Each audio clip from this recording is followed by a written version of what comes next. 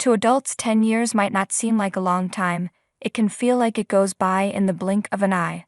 But in that time, my daughter, who was once in elementary school, has grown up and is now old enough to be an adult with a job. My husband Paul left us on his own and has been living with his parents for 10 years now, neglecting his responsibilities as a father. My mother-in-law, who allowed this, is no different. Even if they offered me a house where all our generations could live together, what they probably want from me is just to be their housekeeper. It's too late now, even if they start acting friendly because they sense money coming their way. I've spent the last decade raising my child alone, unlike Paul, who has wasted his time. My name is Judy. I'm 53 years old, a full-time housewife with a part-time job. My only daughter, Hannah, who lives at home while attending university, recently got a job offer and will start working next year. I worry about her because she's still inexperienced in the ways of the world, but I'm happy she has grown up well. Raising a child seemed to go by in a flash, but I still have her student loan to repay.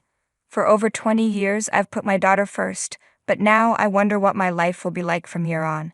It might be nice to travel, enjoy hobbies, or join the gym I've always wanted to go to. However, around this time, both of my parents passed away.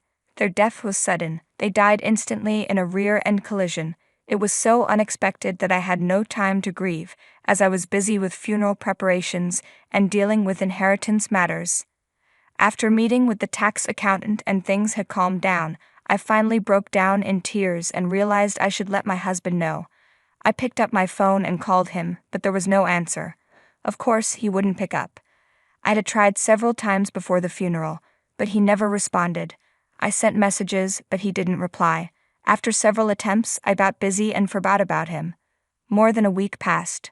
I don't consider myself heartless for not thinking about my husband at such a time. In fact, it's been years since he stopped coming home. He's not missing. He's living at his parents' house. Since he left on his own, he has kept his distance from me. It's troublesome and annoying when I can't reach him in an emergency. I can only leave a message on his parents' home phone. I was confused when he first left. I don't really know why he left since he refused to talk to me about it, but I stopped caring once I got busy with childcare and work. It seemed pointless to try to understand someone who would go to such lengths to abandon his family. From the beginning of our marriage, he prioritized his own family over us. We argued about this many times. Even when I stressed that we had our own family to take care of, he would break his promises whenever his mother asked for a favor. It didn't matter if we had plans or a trip booked. I did feel like he tried to contribute to the family when our daughter was young, but when she became a teenager and grew distant from him, things changed. That year, his mother suddenly hurt her back, and though there was a lot of snow and my daughter and I had colds, he decided to help his parents instead and never came back. I don't know how a man who couldn't do any household chores was useful, but my mother-in-law insisted he could stay as long as he wanted. She spoiled him, and he got comfortable living with his parents. To her, I was the bad daughter-in-law who took her precious son away. Since I had no choice, I called my husband's parents' house. My mother-in-law answered the phone. "Hello, Mother. It's Judy. Is Paul there? I can't reach him. What's wrong? I need to talk to him. Can you put him on the line, please? What do you need to talk to him about? I'll let him know." This was the usual conversation, which is why I haven't spoken directly to my husband in years. Actually, my parents have passed away. What? Considering the situation, we had a small funeral with only close family and friends. Why didn't you tell me about this important thing right away? I tried several times. I can't believe this. How could you lack such common sense? I had no idea what she was talking about. What did she mean by common sense? It's outrageous. Why would you wait to tell me until after the funeral is over? That's why you're... By the way, what will you do with your parents' house? We're gathering as a family this weekend to sort things out. My mother-in-law paused for a moment and said, "The big house?" Yes, it might take some time since the house is huge. I see. My mother-in-law laughed in a strange way. Do you have something to say? No, not at all. It's nothing. Is that so? Then I'll excuse myself. After hanging up, my daughter, Hannah, looked at me with concern. Are you okay? You look upset. There's no need to force yourself to contact Grandma or Dad. You're too diligent, Mom, my daughter said, worried. It's not that simple. You have way too much sense of obligation, Mom, she said. I responded to her concern. I didn't want people to think I was being unreasonable, but inside I was furious. I even thought about cutting ties with my in-laws completely. However, I knew that to my daughter, Paul was still her only father, so it wasn't that simple to break away from them. The weekend arrived and my daughter and I went to my family home to help with the cleanup. My siblings and I all played our parts, and the work progressed steadily. Clearing out a house that no one had lived in was harder than I imagined, so we decided to leave the larger furniture and appliances for a professional service to handle. Suddenly, I got a call from my mother-in-law, which was unusual. She cheerfully asked, "Judy, how's the cleanup going? Is everything all right?" It was like she had good news. Then she added, "Actually, I'm busy with something urgent right now and won't be able to make it today, sorry for that." I wasn't expecting her to come help anyway. We've barely seen each other since my husband left, so why would she say something like that? I didn't think she even knew where my family home was. I said, "It's okay, please don't worry about it." "Don't be shy, we're family, so it's natural to help each other out," she continued. Normally, my mother-in-law is self-centered, but she seemed to be showing some understanding this time. I decided to genuinely accept her offer. "By the way, when you said you're tidying up the house, you mean sorting through belongings, right?"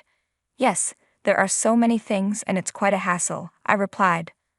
"Right, it must be difficult to be surrounded by so many things." "Yes, especially with dresses and artworks. It's really challenging when there are items we don't know what to do with." "I see, that sounds wonderful."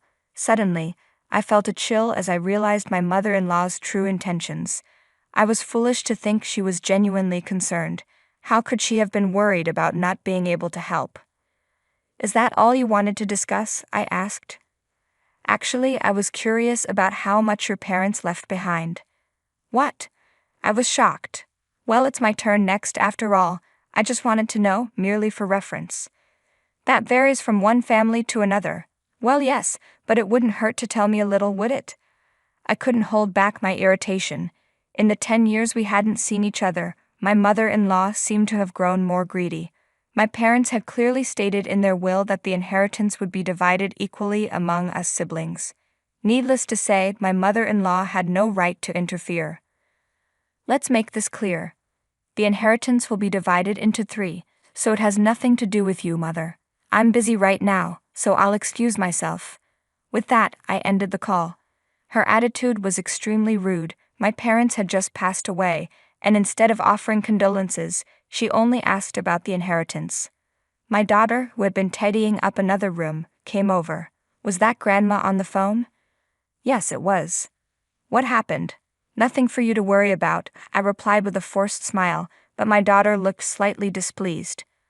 "I'm an adult now, you know. Stop treating me like a child." I hadn't meant to treat her that way, but her assertive response surprised me. Indeed, she was now old enough to be treated as a full-fledged adult. I felt a mix of happiness and an indescribable sense of loneliness. "Mom, I know what's going on." "What do you mean?" "If my guess is right, I want you to make one promise." "A promise? What kind?" That's when I made a special promise with my daughter. A week passed and the house cleanup was nearly finished. I was thinking of returning to work when the doorbell rang. Thinking it was the delivery guy, I opened the door to an unpleasant surprise. I should have checked first. If I had known who it was, I wouldn't have opened the door. Standing there was my mother-in-law, and next to her, a loose, unshapely figure with thinning hair fluttering in the breeze. It was a middle-aged man wearing a stretched-out sweatshirt, looking filthy, my spouse Paul. I couldn't believe it when I saw who was at the door. I tried to close it, saying they had the wrong address, but my mother-in-law quickly said, "Don't joke around, Judy." It was shocking to see them here without any notice. My mother-in-law, who always stayed close to her son, seemed unusually cheerful. She walked confidently into the house. "Wait, Mother." I called out, but my husband followed her inside. Even though it was technically his home too, it felt strange after a 10-year absence. He was practically a stranger to me now, and I certainly didn't want to welcome him in, especially looking so unkempt. "I have a surprise for you, Judy. I thought you'd be pleased," my mother-in-law said cheerfully. My husband sat down next to her. "Oh, I'd like some coffee, please. Paul, how about you?" "I'll have tea. Judy, please bring us some." I couldn't believe their audacity.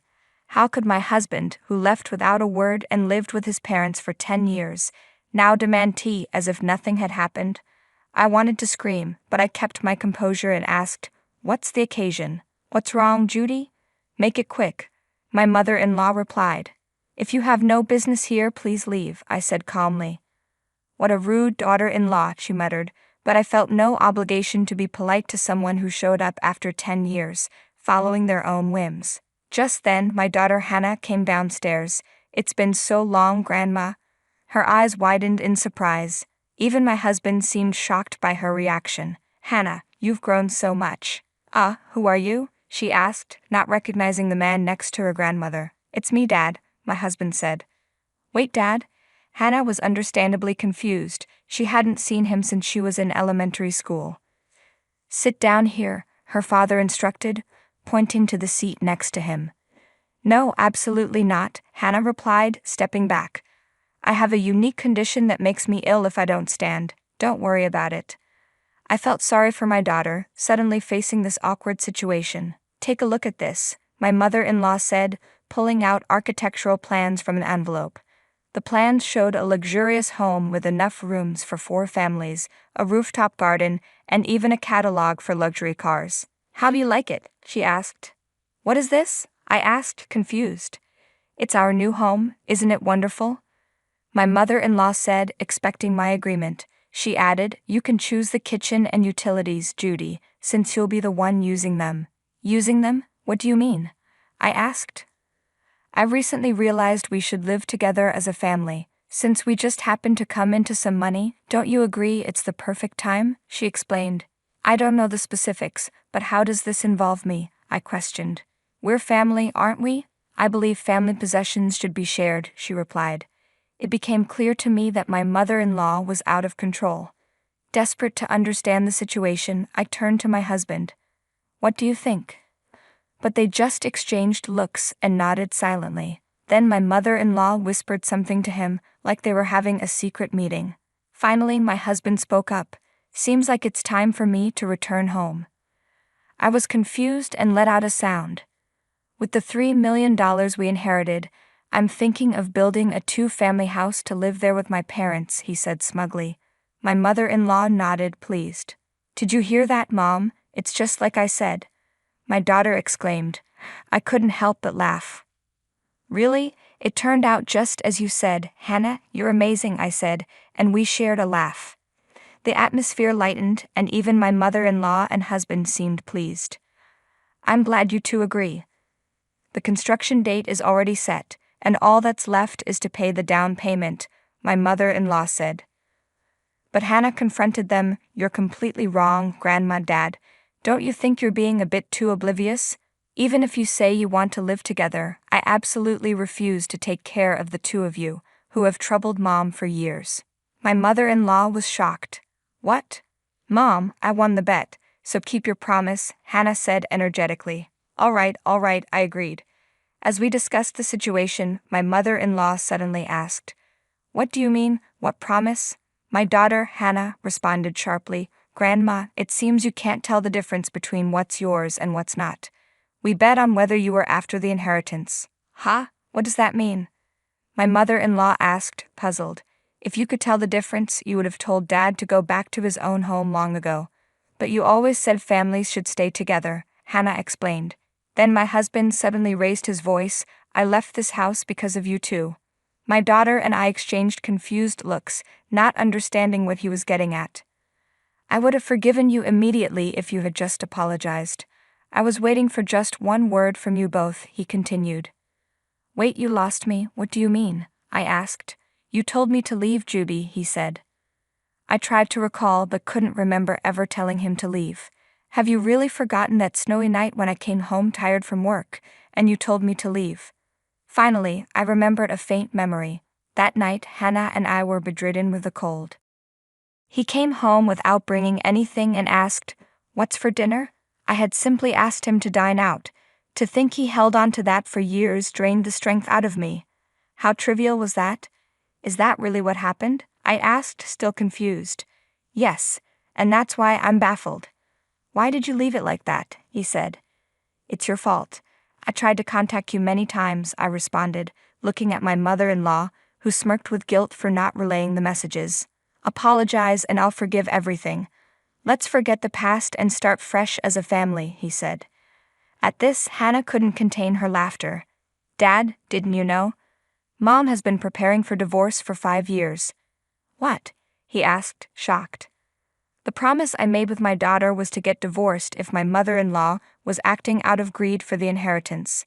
It would mean endless troubles ahead, prompting me to make my own decisions," I explained, feeling relieved as if shedding a heavy burden I had carried for years. "Don't joke around. Do you think you can just submit a divorce application unilaterally?" my husband retorted angrily. "Long-term no contact and separation are grounds for divorce," I calmly replied. "What does that mean?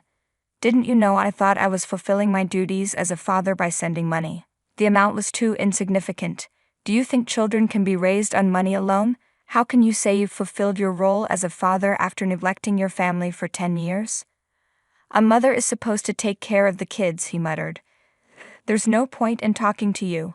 "Yes, I raised her by myself, and we didn't need you," I said.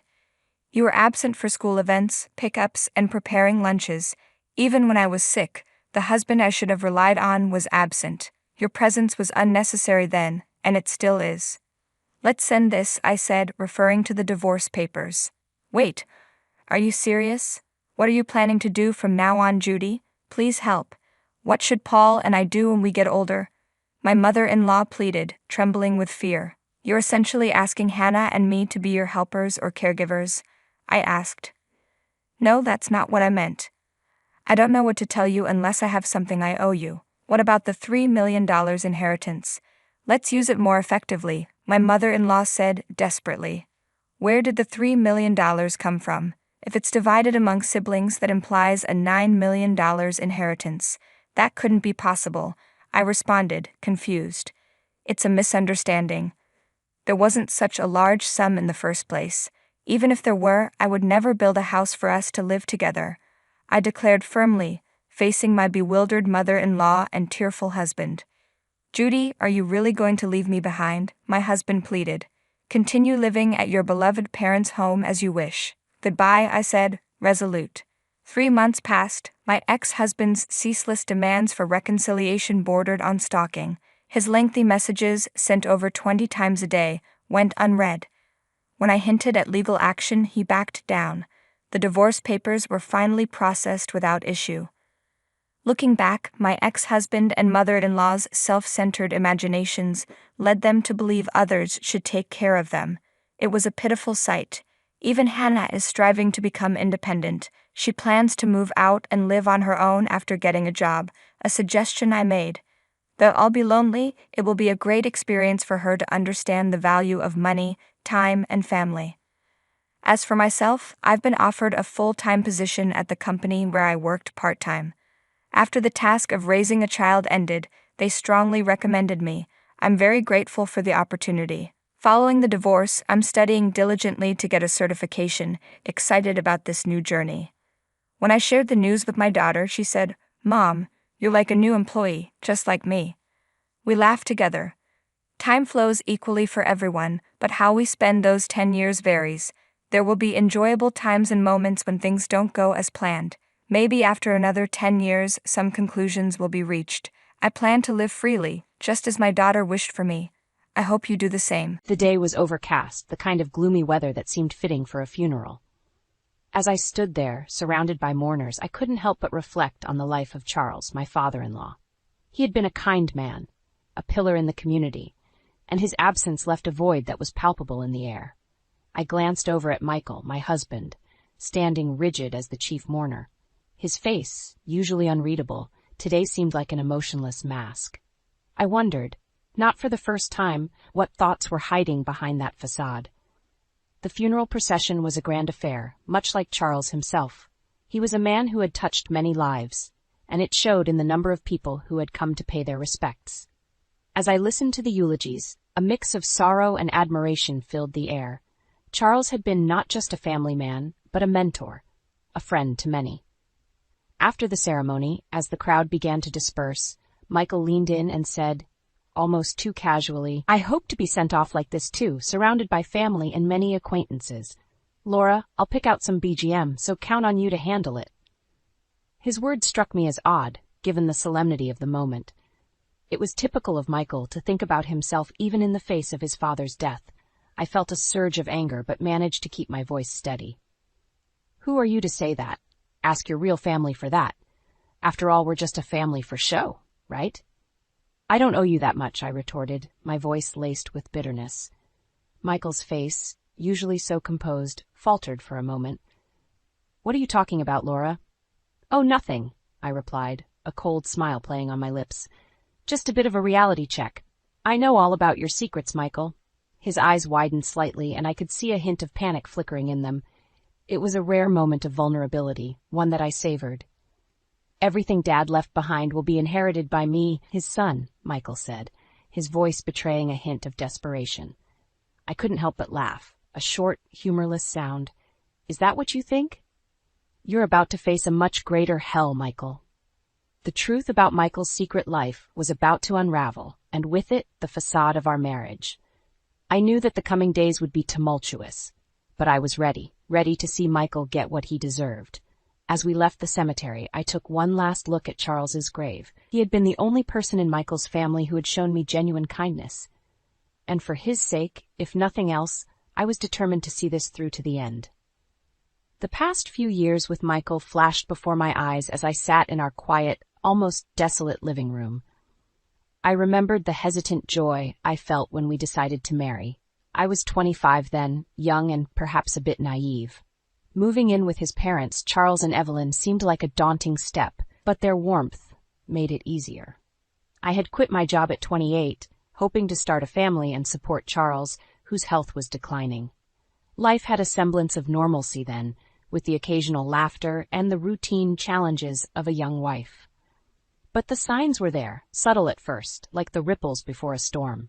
Michael's late nights at work, the weekend trips he claimed were for business, and the ever-growing distance between us. One night, as Michael slept, his phone buzzed incessantly. Driven by a suspicion I couldn't shake off, I checked it. The texts were from a woman named Sophia, filled with intimate words and plans for their next rendezvous. My heart pounded in my chest, a mix of anger, betrayal, and sorrow flooding through me. The next morning, over breakfast, I decided to confront him. "Michael, who's Sophia?" I asked, my voice deceptively calm. He choked on his coffee, coughing. "What? Who's Sophia?" "Don't play dumb. I saw the messages. Who is she?" I pressed, my voice rising. Michael's face hardened. "It's nothing. Just work stuff. You're being paranoid." I slammed my hand on the table, causing our son Alex to look up from his cereal. "Don't lie to me, Michael. I read the messages. They were anything but work stuff." He glared at me, his eyes cold. "You had no right to go through my phone. That's a violation of my privacy." "Privacy? Is that what you call cheating on your wife?" I spat back, feeling a bitter taste in my mouth. Michael stood up abruptly, his chair scraping against the floor. "I don't have to explain myself to you. You're just a housewife. What would you know?" I felt a sting at his words, but I held my ground. "A housewife who's been keeping your home, raising your son while you gallivant around with some mistress. I deserve better than this, Michael." He snorted. "You deserve better? You're lucky to have me. Without me, you're nothing." His words cut deep, but they also ignited a fire within me. I knew then that our marriage was beyond salvaging. It was time for Michael to face the consequences of his actions. The tension in the house was palpable after the breakfast confrontation. Michael had left in a huff, and I was left to ponder my next move. It was clear that our marriage was a sham, a facade that I could no longer maintain. The evidence of Michael's affair was not just a betrayal. It was the catalyst for a much-needed change. I decided to take action, starting with a call to Evelyn, who had always been more of a mother to me than a mother-in-law. "Evelyn, we need to talk. It's about Michael," I began, my voice steady despite the turmoil inside. "What's wrong, dear?" Evelyn's voice was laced with concern. "It's Michael. He's having an affair," I said bluntly, the words tasting bitter. There was a pause on the other end, a heavy silence that spoke volumes. I had my suspicions, but I didn't want to believe it. Evelyn finally replied, her voice tinged with sadness. "We agreed to meet in person to discuss everything. I knew this was just the beginning of a long and difficult journey. Later that day, Michael returned home, his demeanor one of forced nonchalance. "So, have you calmed down now?" he asked, a mocking tone in his voice. I looked at him, my resolve hardening. "Calm? No, Michael. I'm far from calm. I've decided what to do next." "And what's that?" he asked, a smirk playing on his lips. "I want a divorce, Michael. I can't be part of this lie anymore," I stated, my voice unwavering. Michael's smirk disappeared, replaced by a look of disbelief. "Divorce? You think you can just decide that on your own?" "It's not just my decision. Your actions made it inevitable," I countered. He laughed, a cold, harsh sound. "You think you can survive without me? You're nothing but a housewife, Laura. You have no idea how the world works." "That may be, but I'd rather face the world alone than live another day in this sham of a marriage. And I'll make sure everyone knows exactly what kind of man you are," I retorted, the words fueled by years of pent-up frustration and hurt. Michael's face turned red with anger. "You wouldn't dare." "Oh, I would. And I will," I said, a sense of empowerment rising within me. This was the tipping point, the moment when the facade crumbled and the battle lines were drawn. I was ready to fight for my dignity, for my son's future. Michael had underestimated me for far too long. It was time for him to face the consequences of his actions. In the days following my declaration, the house became a battleground of icy silences and sharp exchanges. Michael's arrogance was palpable, but I was undeterred. Armed with the evidence of his infidelity, I started to plan my next moves. Evelyn was my rock during this time. She, too, was disillusioned with her son's actions. "I never raised him to be this way," she confessed during one of our many late-night talks. "Charles would have been devastated to see what Michael has become." I nodded, feeling a mix of anger and sadness. "We'll get through this, Evelyn. We'll make sure he doesn't get away with it." My first step was to meet with the lawyer Charles had introduced me to years ago. He was an old family friend and was appalled by Michael's behavior. "We'll make sure he pays for this," he assured me, his eyes steely. We started by cutting Michael off from Charles's inheritance. The will was clear, and with Charles's recent amendments, Michael's entitlement was reduced to a pittance.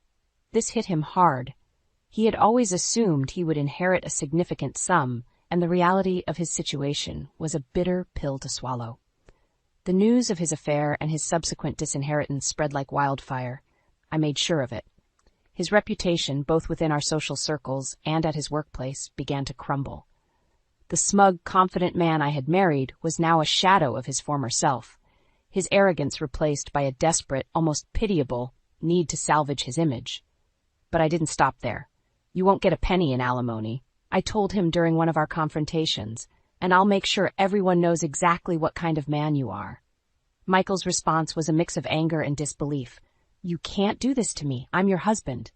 "You were my husband," I corrected him coldly. "Now, you're just a man who betrayed his family." Evelyn supported me every step of the way. We became a united front against Michael, a team determined to see justice served. And as the legal proceedings began, it became clear that Michael was fighting a losing battle. His attempts to turn the tide were feeble and easily countered. The evidence against him was overwhelming, and his pleas fell on deaf ears. He was a man undone, his actions catching up to him in the most spectacular of ways. As I watched him flounder, a part of me felt vindicated. This was the karma he deserved. But there was no joy in it, only a deep sense of sorrow for what could have been and a determination to build a better future for Alex and myself. The finality of the divorce proceedings brought a sense of closure, yet the aftermath was anything but simple. Michael, stripped of his inheritance and his dignity, was a mere shadow of the man he once was. His downfall was not just legal and financial, it was a total collapse of the facade he had built around himself. Evelyn and I watched as Michael's world unraveled. He had lost his job, a consequence of the scandal and his tarnished reputation.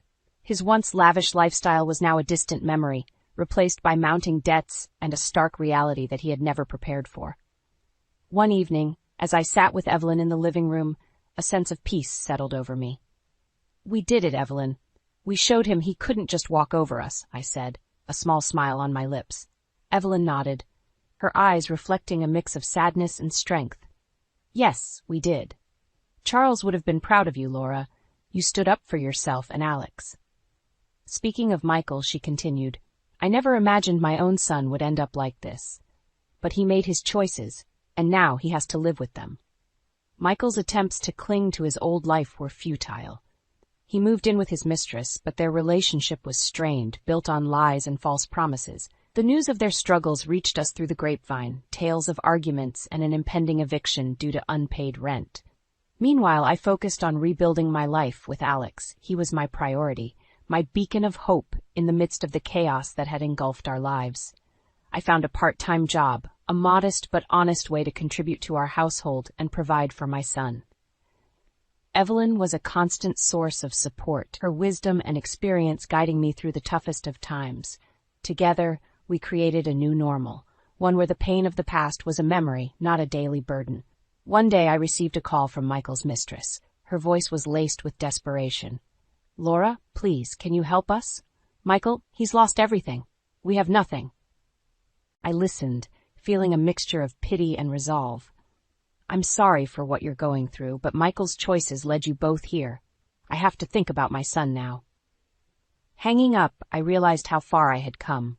The Laura who had once feared confrontation was now a woman who stood her ground, who had faced adversity and emerged stronger. As I looked at Alex playing in the garden, a sense of hope filled me. We had weathered the storm, and now it was time to look forward to brighter days. The path ahead wouldn't be easy, but I was ready for it, armed with the strength and resilience I had discovered within myself. The day my world turned upside down began like any other. I was in the kitchen, the aroma of freshly brewed coffee filling the air when my phone rang.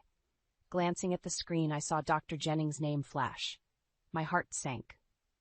Elaine Morrison, I answered, trying to keep my voice steady. Mrs. Morrison, it's about your father, George. I'm sorry to say it's cancer, terminal. He might have 6 months, perhaps less. Dr. Jennings' voice was a blend of professionalism and sympathy. The news hit me like a physical blow. My father, the man who raised me single-handedly after Mom passed, was now facing his final chapter. Alone, the thought was unbearable. I found Ethan in his study, surrounded by piles of paperwork. Ethan, we need to talk. It's about Dad. He's dying. Ethan looked up, his expression barely changing. And what do you expect me to do about it? The coldness in his voice stung, but I pushed on. I want him to move in with us. He shouldn't be alone now, and we have plenty of space. Ethan scoffed, a sound that echoed off the walls of the study. Here, live with us? Elaine, be reasonable. This house is for us, not for charity cases. If you're so desperate, let him stay in the garden shed. But that's as far as I go. The garden shed. The words echoed in my mind, a cruel and mocking suggestion. How had my life come to this? Marrying Ethan, I had hoped for love and companionship, but all I found was a life of silent transactions and cold indifference. That night, as I lay in our bed, Ethan's snoring filling the room, I couldn't help but think back to the days of my youth, days filled with laughter and dreams, days when the future seemed bright and full of possibilities. And now, here I was, contemplating setting up a home for my dying father in a garden shed, because my husband, the man who vowed to stand by me, had no room for compassion in his heart. The irony of it all was not lost on me. Ethan, who always preached about family values, was now turning his back on the most basic human decency. The realization was bitter, and it kept me awake long into the night. As dawn broke, a determination stirred within me. If Ethan wouldn't help, I would do it myself. I would make the garden shed a home for my father, a place where he could spend his final days surrounded by love and care, even if it was just from me. I rose from the bed, my mind made up. It was time to take a stand, for my father, and perhaps for myself too. As I embarked on the task of transforming the garden shed into a livable space for my father, memories of the past swirled through my mind, each one a sharp contrast to my current life. I remembered the days of my youth in our small but happy home, where laughter was our constant companion. My father, George, was a beacon of strength and kindness, filling the void left by my mother's early passing. He taught me the value of hard work and the joy of simple living. But our simple life took an unexpected turn when I was 19. The Daltons, a prominent and influential family in our town, appeared at our doorstep with a proposal that felt more like a decree. My father had accumulated a debt, a secret he had kept hidden, fueled by his descent into gambling after Mom's death. The Daltons offered a solution: marry their son Ethan, and the debt would be forgiven. The choice was presented as an opportunity, but it was a demand. My dreams, my aspirations, and my budding relationship with Michael, the boy next door who held my heart, were all swept away in that moment. Ethan Dalton, the man who now lay beside me night after night, indifferent to my existence, was a stranger on our wedding day. Our marriage was a transaction, devoid of love or warmth, a sacrifice I made to save my father from ruin.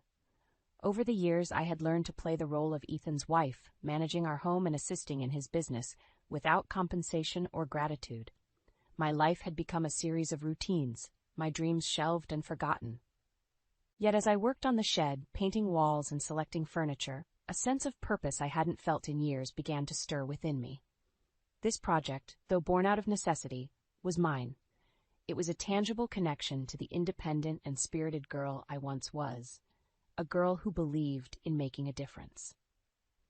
As I stood back to admire my handiwork, the shed no longer seemed like a symbol of Ethan's cruelty, but a testament to my resilience. It was small, but it was filled with the warmth and love that our sprawling mansion so conspicuously lacked. I realized then that this shed was not just for my father.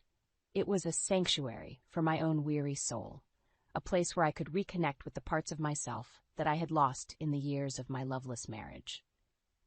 It was in this small space, amidst the smell of fresh paint and new beginnings, that I made a silent vow. I would be there for my father, just as he had always been there for me, and in doing so, I would find a way back to myself, to the Elaine who dared to dream and love. The transformation of the garden shed into a cozy abode for my father was more than just a physical change. It was a reflection of my inner turmoil. As I worked, my thoughts often drifted to the strained tapestry of my marriage with Ethan. Our relationship, if it could be called that, was a study in silent endurance. Ethan was always more a businessman than a husband. He viewed everything through the lens of profit and loss, including our marriage. The warmth and connection that should have adorned a marital life were conspicuously absent in ours. We were like two parallel lines under one roof, destined never to meet. In the early years, I tried to breach the chasm between us. I attempted to take an interest in his work, to be the wife I thought he wanted, but my efforts were met with indifference, or at times with barely concealed irritation. Ethan had no interest in a partner. He wanted an accessory, someone to manage his home and host his business associates. As the years passed, I found myself fading into the background of Ethan's life. I was there, yet invisible, my existence acknowledged only when it served a purpose. The realization was a slow and painful awakening. I was living in a gilded cage, a bird with clipped wings. My father's illness and Ethan's callous reaction to it were the final straws. How could the man I had spent nearly 3 decades with show such disregard for basic human empathy? The realization that my life with Ethan had been devoid of genuine affection hit me with renewed force. But amidst this turmoil, there was a silver lining. My son, Daniel, was the one true joy in my life. Raising him had given me purpose, a reason to smile amidst the coldness of my marriage.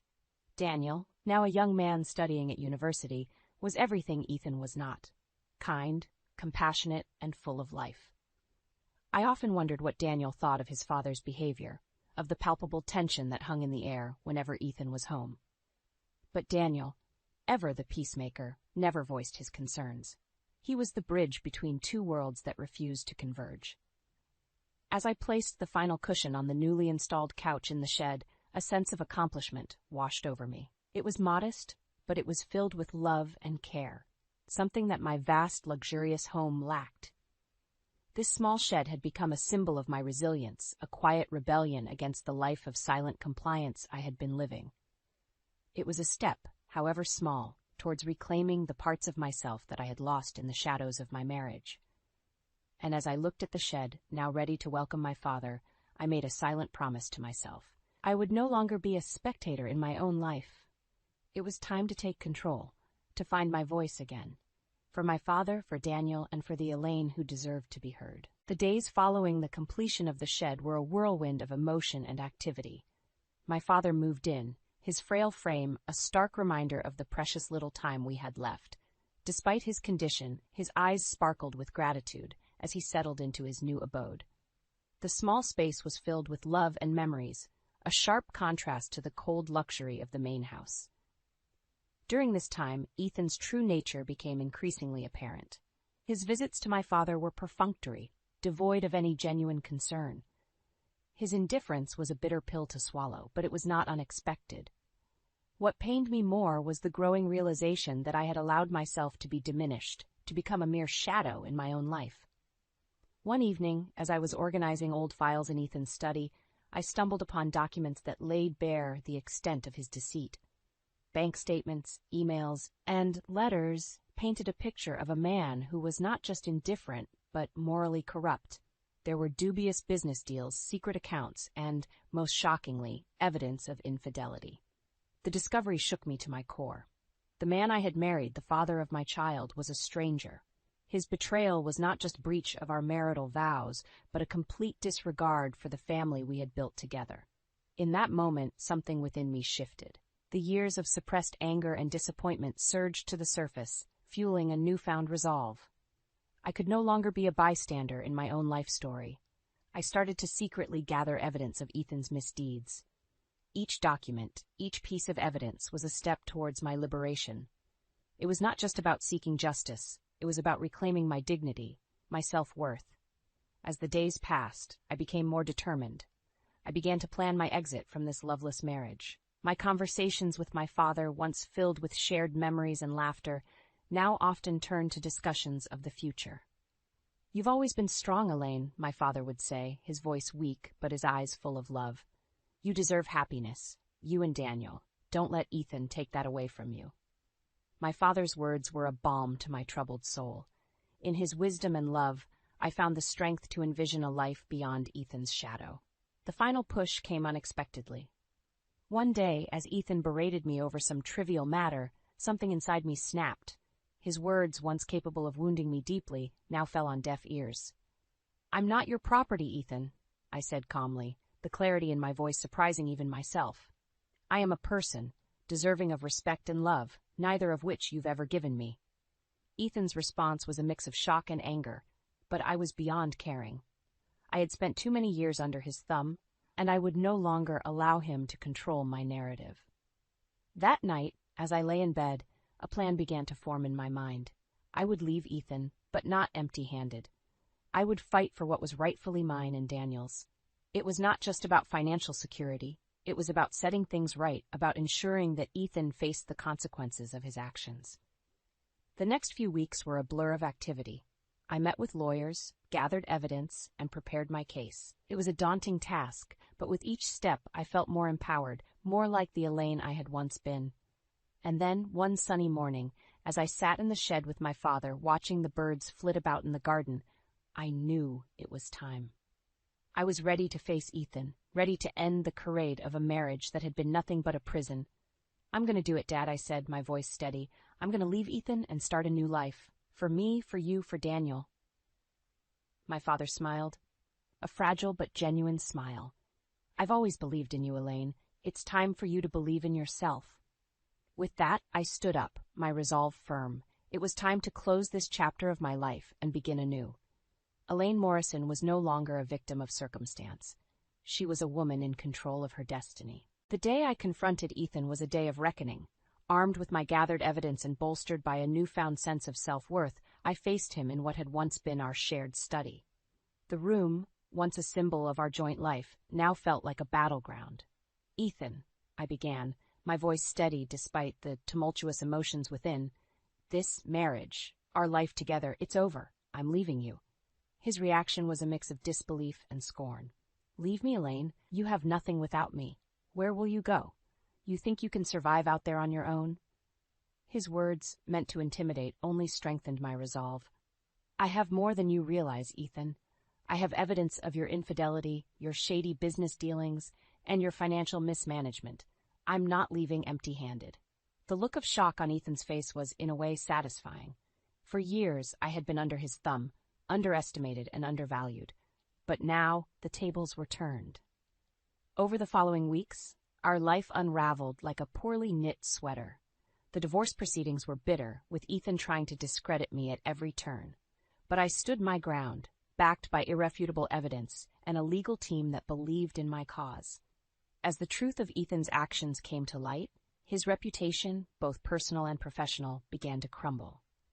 The community we had once been a part of turned its back on him. His business associates distanced themselves, and even his closest friends began to see him for who he truly was. In a twist of fate, it was Ethan who ended up isolated and alone, much like he had made me feel all these years. The empire he had built on lies and deceit was now his prison, a constant reminder of his moral bankruptcy. The final divorce settlement was more than just a financial victory for me. It was a symbol of my liberation. I received a significant portion of our assets, enough to ensure a comfortable life for myself, my father, and Daniel. With the legal battles behind me, I focused on rebuilding my life. I bought a modest but beautiful home, not far from the university where Daniel was studying. It was a fresh start, a place where my father could spend his remaining days surrounded by love and care.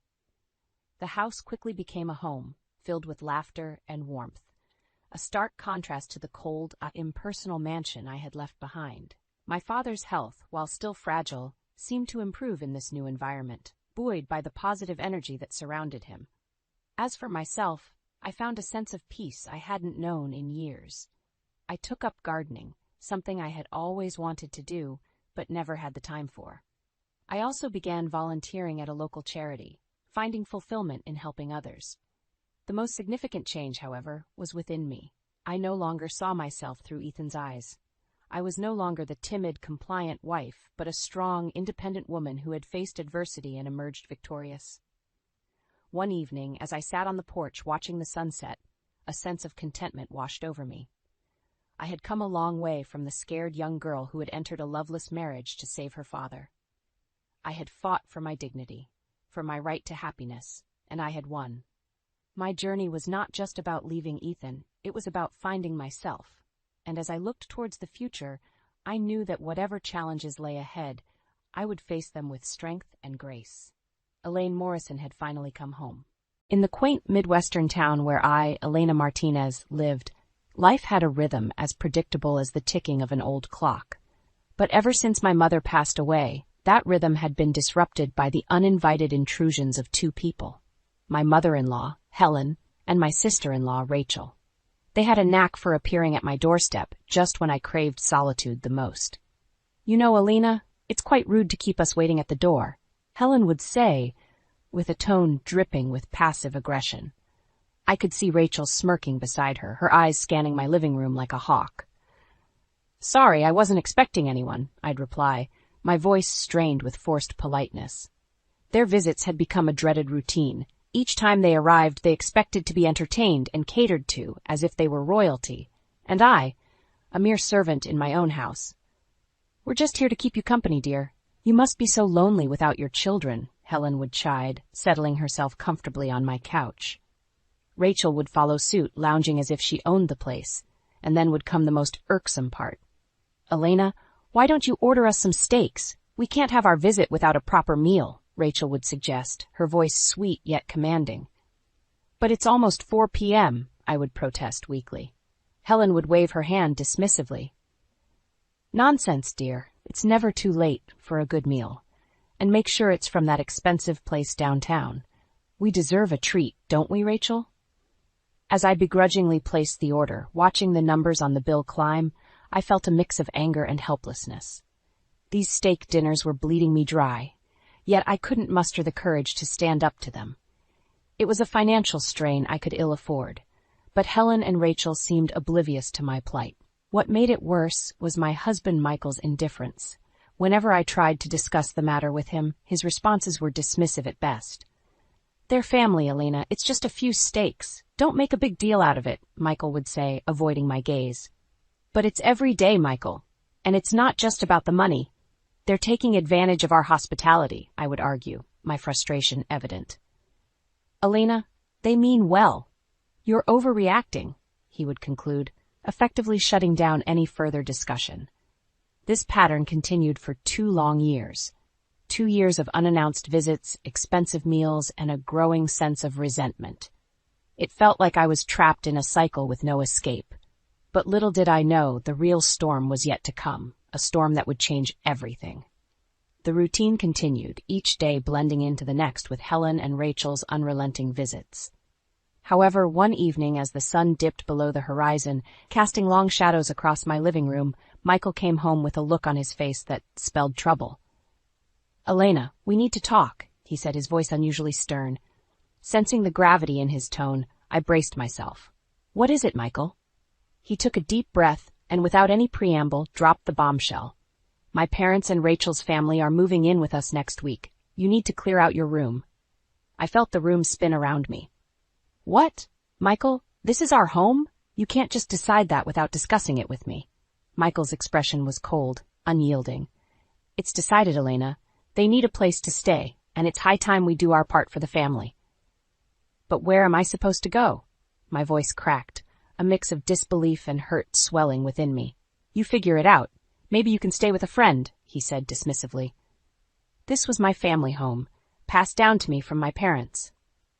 To be told I had no place in it was more than just an insult. It was a betrayal of the worst kind. I stood there, numb, as Michael continued. "You're always complaining about Helen and Rachel. This way you won't have to deal with them anymore." His words were like daggers, each one cutting deeper than the last. I realized then that the man standing before me was not the Michael I had married. He had become a stranger, one who valued his family over his wife.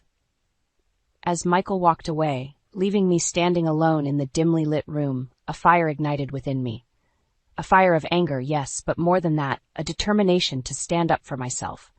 "I'll clear out the house," I said, my voice steady despite the turmoil inside me. "But not in the way you expect." Michael paused, turning back with a smirk. "I thought you'd put up more of a fight. But if you're being sensible for once, that's good." He didn't understand. He couldn't see the resolve that had taken hold in me. For years, I had been the dutiful wife, bending over backward to accommodate his and his family's whims. But not anymore. The next morning, as Michael left for his business trip, I took my first step towards freedom. I picked up the phone and dialed a number I had found the night before. My voice was calm, my instructions clear. "Yes, I'd like to schedule a pickup for all my furniture and appliances," I said, a sense of empowerment growing with each word. "And I need it done before the end of this week." As I hung up the phone, a sense of exhilaration washed over me. It was the beginning of my revenge, a plan meticulously crafted to turn the tables on those who had wronged me.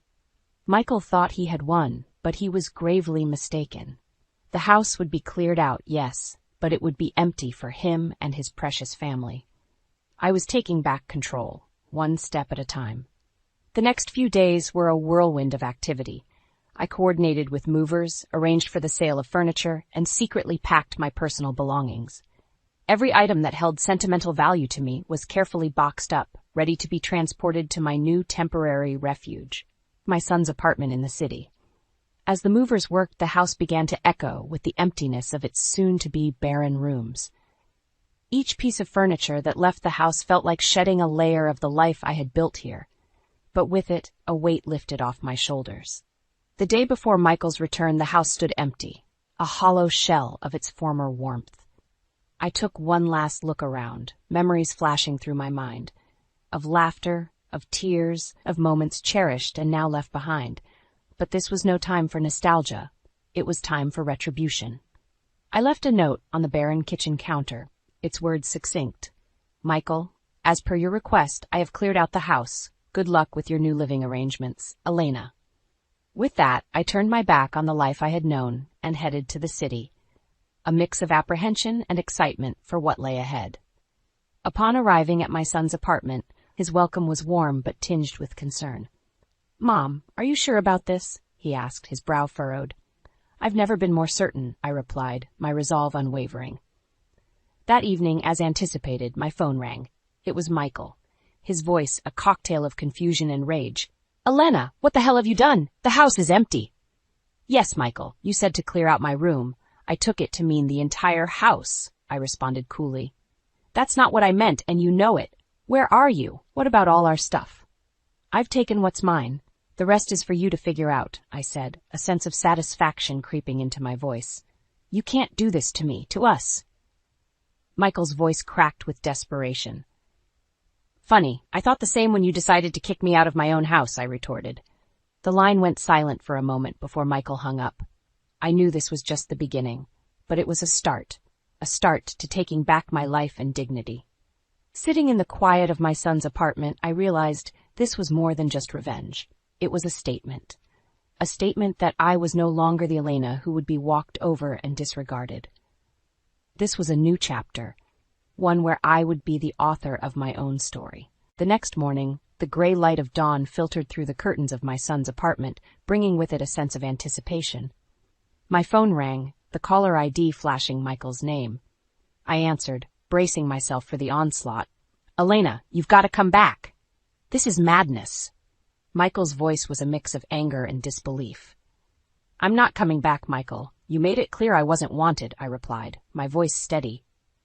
"You can't just sell all our things and leave. What about us? What about our marriage?" The desperation in his voice was palpable. "Us? Our marriage?" I scoffed. "That ended when you chose your family over me in my own home." There was silence on the other end. I knew I had hit a nerve. It was then that I revealed the full extent of my actions. "Also, Michael, I've started the process of selling the house. As you so eloquently put it, it doesn't matter who it originally belonged to." "You can't do that, Elena. It's my home, too." His voice was rising in panic now. "Not anymore, Michael. And since you're so concerned about family, I'm sure Helen and Rachel can help you find a new place." The line went dead. I knew this wasn't the end of it, but for the first time in years, I felt in control of my destiny. Later that day, Rachel called, her voice dripping with venom. "You backstabbing witch, how could you do this to us? Where are we supposed to go?" "The same place you expected me to go," I replied coldly. "You and Helen were so eager to take over my home. I'm sure you can figure something out." "You'll pay for this, Elena. You think you're so clever, but you're nothing without us," Rachel hissed before hanging up. Their threats and pleas continued over the next few days, but I remained resolute. I had spent too many years being manipulated and undermined. It was time they faced the consequences of their actions. As I started my new job in the city, a sense of liberation enveloped me. I was no longer the doormat Elena, but a woman who stood up for herself. The drama and chaos of my past life felt like a distant memory as I embraced this new chapter. In the end, my revenge wasn't just about emptying a house or selling off property. It was about reclaiming my self-worth and dignity. Michael, Helen, and Rachel had underestimated me for the last time. Now, they were left to deal with the mess they had created, while I finally moved forward, free from their toxic grasp. Weeks turned into months, and my life in the city started to take on a rhythm of its own. The calls from Michael, Helen, and Rachel became less frequent, their voices losing the battle against my newfound resolve. I had started to build a life for myself, one that was free from their manipulation and control. One afternoon, as I sat in my modest but cozy apartment, my lawyer called with news. "Elena, the court has finalized your divorce, and the house, it's legally yours." Michael's claim was denied. A wave of relief washed over me. This was more than just a legal victory. It was vindication. It was proof that I had been right to stand up for myself, to fight back against the injustice that had been thrust upon me. But how? That house is all I have. Michael's incredulous voice echoed through the phone later that day. "You made your choices, Michael. You chose your family over your wife. Now you live with those choices," I said, the finality in my voice mirroring the closure I felt inside. "But Elena, where will I go?" "I have nothing," he pleaded. "That's not my concern anymore, Michael. You should have thought of that before," I replied before hanging up. In the weeks that followed, rumors reached me through friends still living in my hometown. Michael, Helen, and Rachel had been forced to move into a rundown apartment on the outskirts of town. Their once comfortable lives had become a daily struggle, a stark contrast to the luxury they had once taken for granted. I heard about Helen and Rachel's constant bickering, their relationship strained under the weight of their new reality. Michael, it seemed, had taken to gambling, hoping to win back some of their lost fortune, but only sinking deeper into despair. These stories, once a source of pain, now seemed distant, almost foreign. I had moved on, building a life that was mine and mine alone. My job in the city was fulfilling, and my evenings were spent exploring my newfound freedom. One day, as I walked through the bustling city streets, I bumped into Anthony, a friend from my hometown who had also moved to the city. We shared our stories, finding solace in our mutual experiences. "Elena, it's incredible how much you've changed. You're like a completely different person," Anthony said, admiration in his eyes. "I had to change, Anthony. It was the only way to save myself," I replied, a smile playing on my lips. As we talked, I realized that Anthony and I had more in common than our past. We both had been through trials that had shaped us, made us stronger. And in that strength, we found a connection. Life had taken me on a journey I never expected. I had faced my fears, stood up to those who had wronged me, and come out stronger on the other side. My story was one of transformation, of a woman who reclaimed her life from the ashes of her past. And as I looked ahead, I knew that whatever the future held, I was ready for it. With my head held high and my spirit unbroken, I stepped forward into my new life, a life where I was the author of my own destiny. I stood there, drenched from head to toe, staring at the locked door of what used to be a symbol of our shared dreams. The storm outside mirrored the tempest in my heart, but it was nothing compared to the hurricane about to be unleashed. Gripping the doorknob, I inhaled deeply, bracing myself for the confrontation that had been brewing for far too long. "Ethan," my voice, sharper than I intended, cut through the pitter-patter of the rain as the door swung open, revealing my husband Ethan, looking as if he'd just seen a ghost. "We need to talk. Now." His gaze, once filled with warmth and love, now held a flicker of annoyance that quickly morphed into concern. "Kira, what's wrong? You're soaked." Ignoring the urge to break down, I steadied my voice, my eyes locked on his. "It's Lily," I said, the name of our daughter weighing heavily on my tongue. She's gone, Ethan." The color drained from his face, his body tensing as if preparing for a physical blow. "Gone? What do you mean, gone? Kira, please." The pain in his eyes was real, but so was the anger and betrayal simmering inside me. "I mean, she's been in a terrible accident because you were too busy to care, because you've been too caught up in your own world to notice she needed you." Ethan staggered back as if I'd struck him, his hand reaching out for support against the doorframe. No, that can't be true. Kira, please, tell me this is a mistake." There was a part of me that wanted to take back the words, to soothe the agony etched across his face. But the larger part, the part fueled by months of frustration, anger, and heartache, needed him to feel the weight of his neglect. "You should have been there, Ethan. For all the times you promised and failed to show, this is on you." His voice broke as he spoke. "I need to see her. Please." The resolve in my heart wavered for a moment, seeing the man I once loved beyond measure crumble before me. But this was necessary, a shock to jolt him back to the reality from which he'd been absent far too long. "She's at the hospital. They're doing everything they can, but you should have been the one doing everything for her long before this." Ethan moved past me, grabbing his keys and wallet in a haste, his actions filled with a panic I hadn't seen in years. "I'll go now. I'll make it right, Kira. I swear." Watching him rush out into the storm, I felt a bitter mix of satisfaction and sorrow. This was the start of a long, arduous journey, a journey to make him understand the depth of his failures, not just as a husband but as a father. The rain continued to pour, each drop a reminder of the tears shed in the silence of our crumbling home. As the sound of Ethan's car faded into the distance, I closed the door behind me, leaning against it for support. The house felt emptier than ever, a shell of the love and laughter it once held.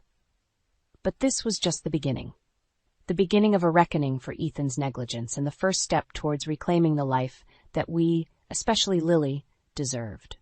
The deception about Lily's condition was a desperate, calculated move, a lie born out of the necessity to awaken Ethan from his complacency. The real battle, however, lay ahead. It was a fight for justice, for accountability, and above all, for the restoration of a broken family torn apart by indifference and presumed infidelity. Tonight the storm raged on, both outside and within the walls of the Wilsons' home, heralding the tumultuous journey that lay ahead. The hospital's fluorescent lights felt harsh against my eyes as I paced the sterile hallway, waiting for news on Lily. The lie I told Ethan gnawed at me, but desperation had driven me to extremes. The sound of approaching footsteps pulled me from my thoughts, and I turned to see Ethan, his face a mask of worry and fear. "How is she? Can I see her?" he asked, breathless, from what I assumed was a combination of his rush here and the anxiety consuming him. I hesitated, the moment of truth looming large. She's stable. They're running some tests. Ethan, there's something I need to tell you. His relief at my first words was palpable, but confusion quickly took its place. What is it? What's wrong? Taking a deep breath, I faced him squarely. Lily isn't gone, Ethan. I lied because I didn't know how else to get through to you. You've been so distant, so absent. She needed you, and you weren't there. The transformation in Ethan was immediate. Relief gave way to anger, his eyes narrowing. You lied about our daughter's life? Yes, I lied. Because nothing else seems to matter to you lately. Not me, not Lily, not the life we built together. My voice rose, tinged with anger and pain. Ethan stepped back as if my words were physical blows. I can't believe you'd do this. How could you play with our emotions like that? How could you not see what's happening right in front of you? I shot back, my frustration boiling over. You're never here, Ethan, and even when you are, you're not really present. We might as well be ghosts. Our heated exchange was cut short by the nurse's arrival, her expression one of professional concern. Mr. and Mrs. Wilson, Lily is asking for you. We followed her in silence, the tension between us thick. Seeing Lily, so small and vulnerable in her hospital bed, brought home the reality of our fractured family. Ethan's face softened as he approached her, guilt written all over his features. Lily, I'm so sorry, sweetie. I should have been there for you, he murmured, taking her hand gently. Lily's response was a weak smile, her voice barely a whisper. It's okay, Daddy. I just want us to be a family again. That night, after Lily fell asleep, Ethan and I sat in a cold, uncomfortable silence in the hospital cafeteria. The distance between us felt insurmountable, a chasm widened by neglect and hurtful truths. Ethan, we can't go on like this. Something has to change, I said, breaking the silence. He looked away, his jaw clenched. I don't know if I can forgive you for lying about something so serious. And I don't know if I can keep living with a ghost of a husband. Ethan, you've been avoiding us, staying out late, missing family dinners, forgetting Lily's events. Is there someone else? Ethan's silence was answer enough, his avoidance a deafening confirmation of my worst fears. I see, I whispered, feeling a cold resolve settling in my heart. This was more than just neglect, it was betrayal. The ride home was silent, each lost in our own thoughts. As I lay in bed that night, the magnitude of Ethan's betrayal weighed heavily on me. The love that once bound us together had been eroded by lies and indifference. But as I listened to Ethan's shallow breathing, a plan began to form in my mind, a plan to expose the truth and seek justice for the pain he had caused. The road ahead was clear. Ethan's negligence and infidelity would not go unpunished. For Lily's sake, and for my own, I would fight to ensure that he faced the consequences of his actions. This was no longer just about saving our marriage, it was about reclaiming my life and protecting my daughter from further harm. The following weeks were a blur of hospital visits and silent dinners at home. Lily's recovery was the only silver lining in the thick cloud of tension that hung over our household. Ethan's attempts at conversation felt forced, and my responses were cold, our interactions nothing more than necessary exchanges for Lily's sake. One evening, as Ethan sat across from me at the dinner table, his phone buzzed incessantly, a symphony of pings and vibrations that he diligently ignored. Lily, now more perceptive than ever, picked up on the tension. "Daddy, aren't you going to answer that?" she asked, her fork paused midair. Ethan shot me a wary glance before replying, "It's nothing important, Lily, just work." But Lily's curiosity was piqued. "You work a lot, Daddy. You missed my school play and my soccer game last week." Ethan's face tightened, the lines of guilt etching deeper. "I know, sweetheart. I'm really sorry. I promise I'll make it up to you." But promises were cheap, especially those that had been broken too many times before. I watched them, my heart aching for Lily, who still held hope for her father's redemption. Later that night, as Ethan and I lay in bed, miles apart in the same room, I turned to face him. "Ethan, your phone was going off all through dinner. Is it really just work?" He sighed, a sound that seemed to carry the weight of his secrets. "Kira, I'm trying to fix things. Can't we just leave it at that?" "No, we can't. Not when fixing things means neglecting your family. Who were you texting, Ethan?" His silence was a chasm, deep and wide, filled with unspoken truths. The next morning, I decided it was time to seek those truths myself. While Ethan was in the shower, his phone lay unattended on the kitchen counter. A quick glance confirmed my suspicions. Messages from a contact saved only as E filled the screen, their tone intimate and their content damning. Armed with this knowledge, I confronted Ethan. "Who is E?" I asked, holding his phone up as he walked into the kitchen. Ethan froze, the color draining from his face. "Kira, it's not what you think." "Isn't it? Can't wait to see you again. Last night was amazing." "How should I think about that, Ethan?" My voice was steady, but inside, I was crumbling. He reached for the phone, but I pulled it back. "Ethan, you've been lying to me, to us. How long has this been going on?" The confession, when it came, was a mere whisper. "A few months. I'm sorry, Kira, I never wanted to hurt you." "Hurt me?" The realization that Ethan's betrayal wasn't just emotional but physical felt like a physical blow. The foundation of our marriage, our family, had been shattered by his actions. "I want you to leave," I said, the words cold and final. Ethan's protest was weak. "Kira, please, I can explain." "There's nothing to explain. You've made your choice. Now it's time you live with it, away from Lily and me." The days that followed were a whirlwind of activity. Ethan moved out, and I focused on Lily, who was confused and hurt by the sudden change. But amidst the turmoil, a fierce determination grew within me. Ethan's negligence and betrayal had not only damaged our family, but had also ignited a resolve within me to protect Lily and ensure that Ethan faced the consequences of his actions. As I lay in bed each night, the silence of the house, a stark reminder of the gaping hole Ethan's departure had left, my thoughts turned to revenge. Not petty acts of spite, but a calculated plan to expose his deceit and ensure he could no longer harm us. For Lily's sake, and for my own, I was ready to fight. This was more than just a broken marriage. It was a battle for justice and a stand against betrayal. In the weeks that followed Ethan's departure, the void he left behind became a space for Lily and me to heal and bond over our shared pain. Yet, beneath the surface of our newfound routine, a storm was brewing, a storm of my own making, aimed squarely at Ethan.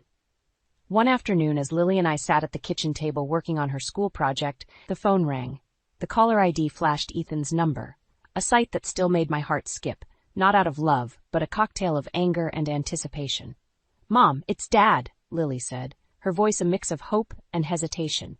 I nodded, gesturing for her to answer. "Go ahead, sweetie. I'll be right here." Lily picked up the phone, her voice brightening as she spoke to Ethan.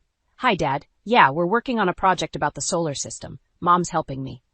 I listened, my emotions a whirlwind as Lily chatted animatedly, sharing details of her life from which Ethan had chosen to absent himself. After a few minutes, she handed me the phone, her eyes searching mine for any sign of what to expect. Taking a deep breath, I steeled myself. "Ethan?" "Kira, how are you both doing?" His voice was tentative, laced with a guilt that did little to soothe the raw edges of my heart. "We're managing." "What do you want, Ethan?" There was a pause, and then, "I want to see Lily. I miss her, Kira. I miss you both." The words, meant to tug at my heartstrings, only fueled my resolve. "Lily is doing fine. As for seeing her, you know the conditions. Your actions have consequences, Ethan." Ethan's frustration was palpable, even through the phone. "I'm her father, Kira. You can't just cut me out of her life because of a mistake." "A mistake?" The word tasted bitter in my mouth. "No, Ethan. What you did was not a mistake. It was a series of choices that you consciously made, choices that hurt your family. You need to understand the gravity of that." The conversation ended shortly after, with promises from Ethan to do better and pleas for a chance to prove himself. But words were cheap, and his track record spoke volumes. That evening, as I tucked Lily into bed, her question caught me off guard. "Mom, is Dad a bad person?" I paused, choosing my words carefully. "No, sweetie. Your dad made some bad choices, but that doesn't necessarily make him a bad person. It's complicated." Lily nodded, her understanding limited by her tender age. "I miss him," she admitted, her voice small. "I know, baby, I know." I kissed her forehead, my heart heavy with the burden of our situation. The days turned into weeks, and as the storm outside mirrored the turmoil in our lives, I began to lay the groundwork for my plan. Ethan's negligence and betrayal would not go unchecked. I started documenting everything. His missed visits, the late-night calls, the text messages from E. everything would serve as ammunition for the battle ahead. One particularly stormy night, as lightning illuminated the sky and thunder shook the windows, I sat at the kitchen table, poring over the evidence I had gathered. The weather outside seemed to echo the chaos Ethan had brought into our lives, a fitting backdrop for my preparations. The sound of the doorbell shattered the silence, pulling me from my thoughts. I checked the clock. Almost midnight. Who could it be at this hour? I approached the door cautiously, peering through the peephole before opening it to find Ethan on the other side, soaked from the rain, his eyes desperate. "Kira, we need to talk. I can't live like this," he pleaded, his voice breaking. The sight of him, so vulnerable, might have once stirred sympathy in my heart, but those days were long gone. "You should have thought about that before, Ethan. You made your choice." Closing the door on his pleading figure, I turned back to the evidence spread out for me. Ethan's time of reckoning was approaching, and I would be the storm that swept him away. The morning after Ethan's late visit, I woke with a resolve stronger than ever. The sight of him, drenched and desperate, had not softened my heart, but had instead solidified my determination to see through the plan I had been meticulously crafting. Ethan needed to face the full consequences of his actions, not just for me, but for Lily, whose innocent questions about her father's love and absence haunted me. I sat Lily down after breakfast, a serious conversation brewing over the remains of our meal. "Lily, your dad and I are going through a difficult time, as you know. It's important that you understand. No matter what happens, we both love you very much." Lily nodded, her eyes wide and trusting. "I know, Mom, but why doesn't Dad come to see us anymore?" The simplicity of her question stung, a reminder of the complexity of adult failures to a child's heart. "Daddy made some mistakes, sweetheart. Right now, it's important for us to focus on being strong and happy together." As the day progressed, I took steps to initiate the next phase of my plan. I contacted a lawyer, detailing Ethan's neglect, his affair, and the impact of his actions on Lily and me. The lawyer listened, his voice calm and reassuring, promising to guide me through the process of holding Ethan accountable. That evening, Ethan called again, his voice a mixture of desperation and anger. "Kira, you're turning Lily against me. I have rights." "The only person turning Lily against you is you, Ethan. Your actions speak louder than any words could," I replied, my voice steady. "I want to see my daughter. I'll take this to court if I have to," he threatened, his voice gaining an edge. "If that's the route you choose, be prepared to face the consequences. I have documented everything, Ethan. Your neglect, your affair, everything. You think a court will look kindly on that?" There was silence on the other end, the weight of reality settling in. "Kira, please. There has to be another way." "The time for another way has long passed, Ethan. You made your choices. Now you live with them." After hanging up, I felt a surge of empowerment mixed with sorrow. This wasn't the life I had envisioned for us, but I was determined to emerge from this storm stronger, for Lily's sake. The next few days were a whirlwind of legal consultations and preparations. Ethan's sporadic attempts to contact us became more desperate, but I remained firm, bolstered by the support of my lawyer and the unwavering goal of securing a better future for Lily and me. One afternoon, as I collected mail from the mailbox, an envelope caught my eye. It was from Ethan. Hesitating for a moment, I opened it to find a letter and several photographs. Photos of us, happier times that now seemed like a distant memory. His letter spoke of regret, of a desire to turn back time and make different choices. But as I read his words, I couldn't help but feel it was too little, too late. That evening, as Lily and I sat on the couch, her head resting in my lap as we watched her favorite show, I realized the full extent of what I was fighting for. This wasn't just about revenge. It was about justice. Justice for the pain Ethan had caused, for the neglect Lily had suffered, and for the betrayal that had shattered our family. As the days turned into weeks and the legal proceedings began to take shape, my resolve never wavered. Ethan had awakened a strength in me I never knew I had, a strength fueled by love for my daughter and a desire for justice. The storm that had once threatened to break me had instead forged a new path, one where I stood firm against the winds of betrayal and neglect, ready to fight for the future Lily and I deserved. The legal proceedings against Ethan unfolded with a cold, methodical precision that mirrored the detachment I had come to associate with our crumbling marriage.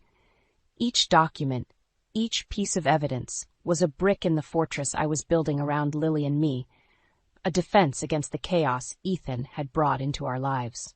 One morning, as I prepared for another meeting with my lawyer, Lily approached me, her expression serious beyond her years. "Mom, will I have to choose between you and Dad?" Her question stopped me in my tracks. Kneeling down, I took her hands in mine. "No, sweetheart. This isn't about choosing sides. It's about making sure we're safe and happy. I'll do everything in my power to make sure you feel loved and protected, no matter what." Lily nodded, a semblance of relief washing over her face. "Okay, Mom, I trust you." The meeting with my lawyer that day was a turning point. Armed with the evidence of Ethan's neglect and infidelity, we outlined our strategy. But it was the private investigator's report that truly shifted the balance in our favor. Photos and detailed accounts of Ethan's affair, his frequent absences, and neglect of Lily painted a damning picture that no courtroom could ignore. "Ethan will have a hard time disputing these," my lawyer remarked, flipping through the report. "This strengthens your case significantly." As the court date approached, Ethan's attempts to reach out became more frantic. Voicemails and letters piled up, each one a desperate plea for reconciliation, for a second chance I knew we couldn't afford to give him. The day of the hearing was a maelstrom of emotions. Standing before the judge, I recounted the events that had led us here, each word a testament to the battle we'd been fighting in silence. Ethan, on the other hand, seemed diminished, his usual confidence replaced by a palpable sense of defeat. "Mrs. Wilson, your testimony and the evidence presented make a compelling case," the judge said, his voice grave. "Mr. Wilson, do you have anything to say in your defense?" Ethan's reply was a mix of apologies and excuses, a last-ditch effort to sway the judge's opinion. But the evidence was irrefutable, the impact of his actions on Lily and me undeniable. In the end, the judge's ruling was a vindication of everything we had endured. Full custody was granted to me, along with a stipulation for supervised visits for Ethan, should he seek them. The court also ordered Ethan to undergo counseling, recognizing the need for him to address the issues that had led to his neglectful behavior. As we left the courtroom, I felt Lily's hand slip into mine, her grip tight. "Is it over, Mom?" she asked, her voice hopeful yet tinged with uncertainty. I squeezed her hand, a promise in my grasp. "It's a new beginning, sweetie. We can start healing now." The victory in court was bittersweet. While it offered a legal resolution to our struggles, the emotional scars remained, a reminder of the cost of Ethan's betrayal. Yet as Lily and I walked out into the sunlight, I felt a weight lifting off my shoulders. The battle was over, but our journey of healing was just beginning. In the weeks that followed, Lily and I focused on rebuilding our lives. Therapy sessions, weekend outings, and quiet evenings at home became our new normal. Slowly, the laughter returned to our house, filling the spaces that grief and betrayal had once occupied. Ethan's attempts to reconnect became less frequent as he started his court-ordered counseling. I hoped, for Lily's sake, that he would find the help he needed to be a better father, even if from a distance. As for me, the fight had revealed a strength I never knew I possessed, a resilience forged in the fires of adversity. For Lily, for myself, I had stood up against the storm and emerged stronger. Our future was uncertain, but we faced it together, united by love and a bond that no betrayal could sever. The newfound peace in our home was palpable, a serene contrast to the storm that had raged before. Lily's laughter became the soundtrack of our lives, each day a step further away from the darkness that had once threatened to engulf us. But the final act of this drama was yet to unfold, a confrontation that would close the chapter on Ethan's betrayal once and for all. It was a crisp autumn morning when the call came. A number I didn't recognize flashed on my phone, but intuition urged me to answer. "Hello? Is this Kira Wilson?" The voice was unfamiliar, hesitant. "Yes, speaking. I think you need to know something about your husband, Ethan."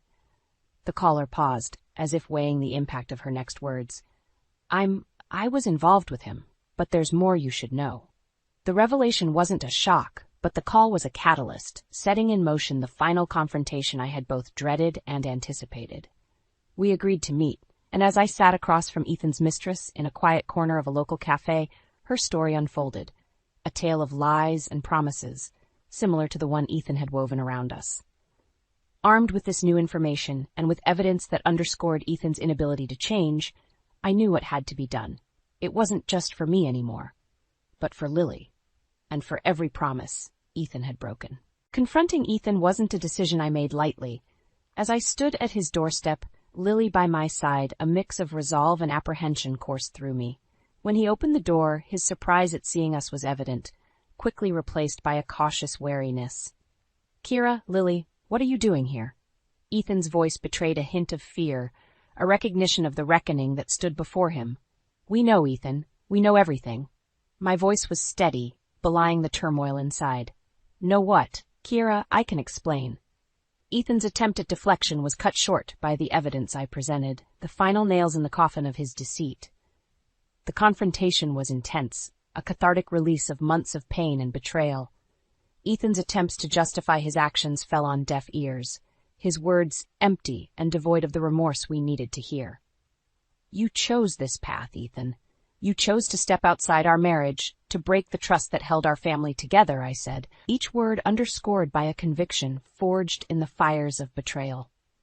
Lily's presence was a silent testament to the stakes of this confrontation. Her eyes, wide and watchful, bore witness to the crumbling facade of the father she had idolized. The realization of his loss seemed to finally dawn on Ethan, the understanding that there was no going back from the damage he had caused. "I'm sorry," he whispered, a plea for forgiveness that came too late. "Sorry doesn't undo the hurt, Ethan. It doesn't bring back the time you missed with Lily, the moments you chose to spend elsewhere." My voice broke, the weight of our collective pain bearing down on me. As we turned to leave, Ethan's voice, now laced with desperation, called out, "Kira, please, don't do this. We can still fix this." But it was over. The finality of our departure marked the end of our shared journey, a chapter closed on a marriage undermined by betrayal. In the days that followed, Lily and I leaned on each other, finding strength in our bond. The confrontation with Ethan had been a necessary closure, a way to reclaim our dignity and move forward, unburdened by the shadow of his actions.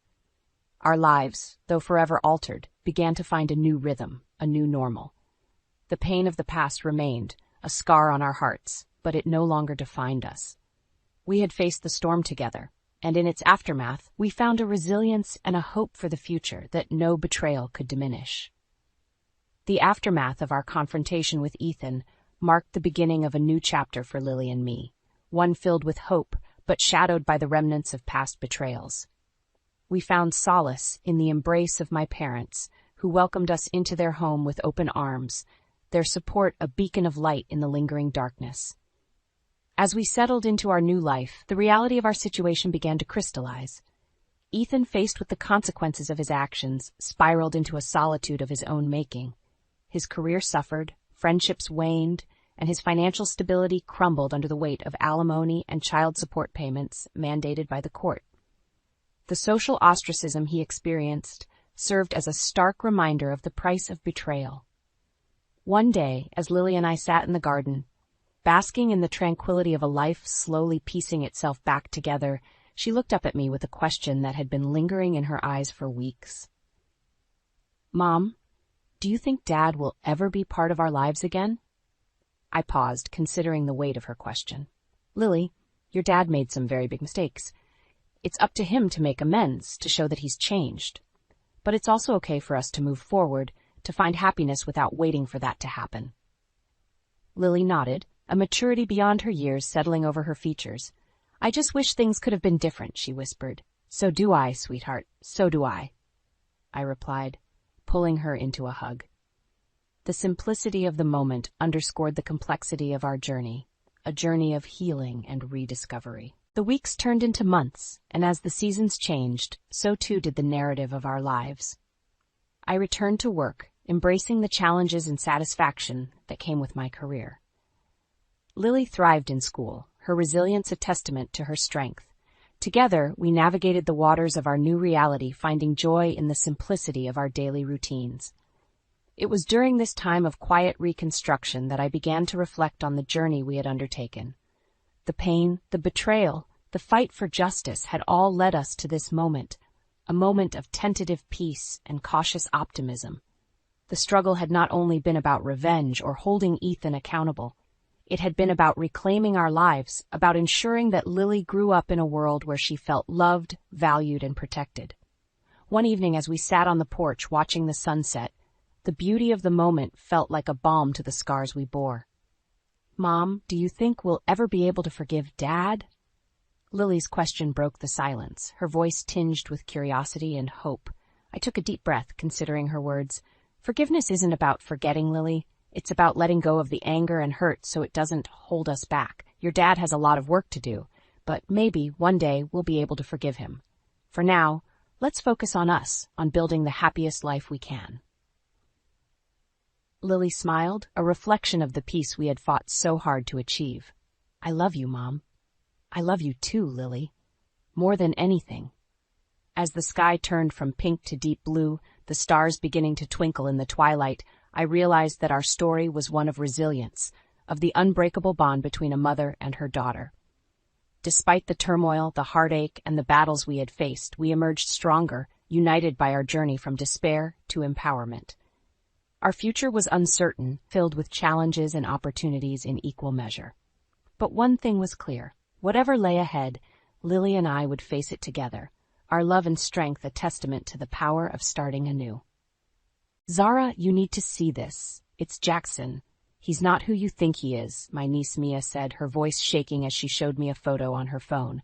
I stared in disbelief at the image. A candid shot of my husband Jackson with his arm around a tall blonde woman, laughing together at the airport.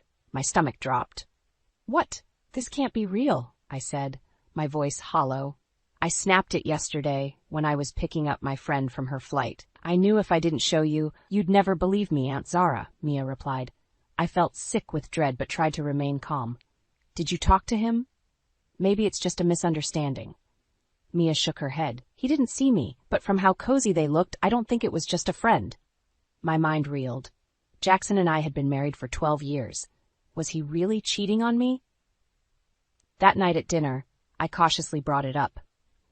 "Mia said she saw you with another woman at the airport yesterday," I began. Jackson laughed loudly, making me jump. "Mia's got an active imagination, doesn't she? I picked up a client visiting from Dallas to show her a property. That's all." He scoffed.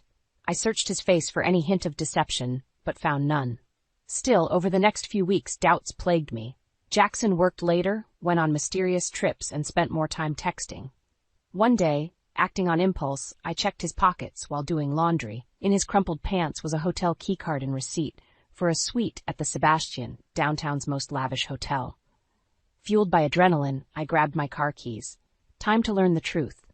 I arrived at the hotel, hands trembling, and took the elevator to the 5th-floor suite.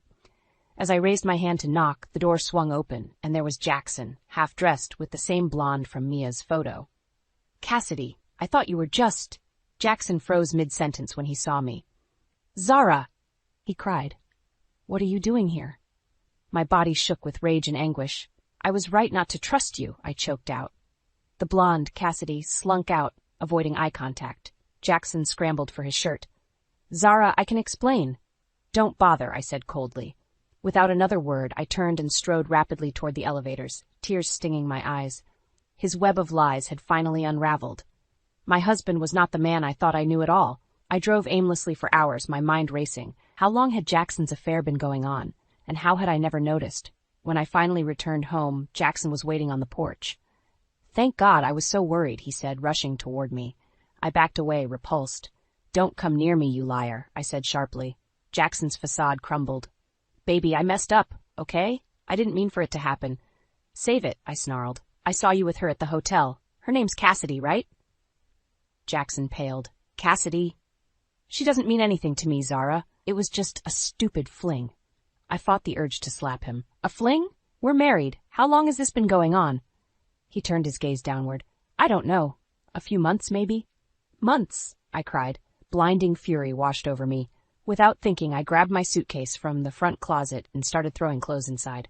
"Whoa, take it easy," Jackson said, eyes wide. "Where are you going?" "I'm leaving." "Obviously," I scoffed bitterly. "I'll be at my sister's." Panic flashed across Jackson's face. He blocked my path to the door. Be reasonable, Zara. You don't have to leave.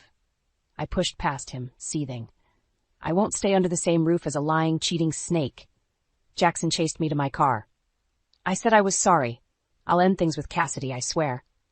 We can get counseling, move past this. I whirled around to face him one last time, tears stinging my eyes. The man I loved would never betray me like this. I don't know who you are anymore. Jackson, we're done. I peeled out of the driveway just as the tears began to fall, leaving Jackson helplessly shouting after me. My heart ached with grief and bitterness, but I refused to let him see me crumble. He wasn't worthy of my tears. Now I knew the painful truth about the stranger Jackson had become. It was time to pick myself back up. I spent the next few days at my sister Ivy's apartment trying to process it all. But my raging mind wouldn't rest. I had to know more, like how Jackson financed his sordid affair when we struggled to save money every month. I met my friend AJ, a tech wizard, for lunch. Can you track someone's credit card purchases without them knowing? I asked. His eyes widened. On the dark web, sure. This about Jackson? I nodded, steeling my nerves. Later, AJ sent me a list of expensive hotel charges over the past 4 months and jewelry purchases. Must be for his mistress, AJ noted. The reality sunk like a stone in my gut. Jackson hadn't just cheated, he'd spent a fortune on Cassidy behind my back. Fury simmered inside me. It was time to uncover the extent of my husband's betrayal. If he thought he could get away with it, he was dead wrong. A few days later, I bought hair dye, preppy clothes, and blue contact lenses, the perfect disguise to follow Jackson unnoticed. I told Ivy I needed to work, but really, I was parked outside Jackson's office, spying from a rental car. At noon, Jackson finally emerged, stopping at the florist. To my disgust, he exited carrying a massive bouquet of roses. He continued downtown, ducking into the Sebastian, the same hotel where I'd caught him with Cassidy. This time, instead of barging into their suite, I discreetly trailed Jackson to the bar where Cassidy waited in a slinky dress that likely cost more than my car. Jackson kissed her, grinning. My blood boiled. Just then, Jackson's phone rang. His face fell. It's the hospital, he told Cassidy. Let me take this outside. As Jackson hurried out, I seized the chance, sliding onto the bar stool beside Cassidy. She glanced at me, puzzled. I know what you're doing with my husband, I said fiercely. Cassidy recoiled. Excuse me? I don't even know you. I'm Zara, Jackson's wife, I said coldly. Cassidy paled, speechless. Before she could respond, Jackson returned, ashen-faced. His eyes darted wildly between us. Zara? He croaked. There's been an accident. My dad. He wavered on his feet. My anger evaporated, replaced by shock. Despite everything, I still cared for him once. I took his arm gently. Come on, I said quietly. Let's get you to the hospital. Cassidy backed away wordlessly into the crowd as I led Jackson outside, holding back my whirlwind of accusations, for now. At the hospital, Jackson collapsed into a chair, head in hands. The nurse said Dad's car was hit by a drunk driver. He's in surgery now, Jackson choked out. My heart ached for him. I clasped his shoulder gently. He'll pull through. Your dad's resilient. Jackson nodded wordlessly. Hours passed with no update. When the nurse finally appeared, her somber expression said it all. Jackson's dad hadn't made it. Jackson dissolved, sobbing uncontrollably. I held him close, letting his tears soak into my shirt. Despite Jackson's ghastly choices, he was still family. Over the next few days, as funeral arrangements were made, I supported Jackson quietly behind the scenes, putting my simmering fury on hold. The day of the funeral came, a small, mournful affair. After the burial, I drove Jackson back to his place so he could change for the wake. But when we pulled up, police swarmed the sidewalk. What happened? Jackson asked a cop. Nasty wreck earlier. Speeding vehicle crashed into that tree. 2 people were critically injured. Dread filled my stomach. As the ambulance pulled away, I spotted a flash of blonde hair on the stretcher. Cassidy. Jackson blanched. He must have realized, too.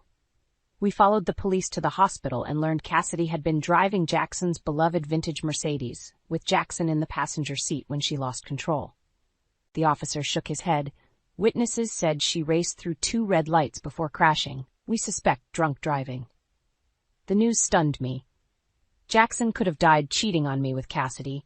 Overwhelmed, I stepped aside to compose myself. A nurse approached with an evidence bag containing Jackson's damaged cell phone cracked from the wreck. We can hold his personal effects until he's released, she offered gently. On impulse, I took the phone. I'll handle it, thanks. I murmured. Once Jackson stabilized, they'd transfer him to a regular room. I had time to access his phone, to understand the full picture. I met my friend Ajay at his repair shop and handed him the phone. Any chance you can get inside this to access text messages and photos? Shouldn't be an issue, Ajay said.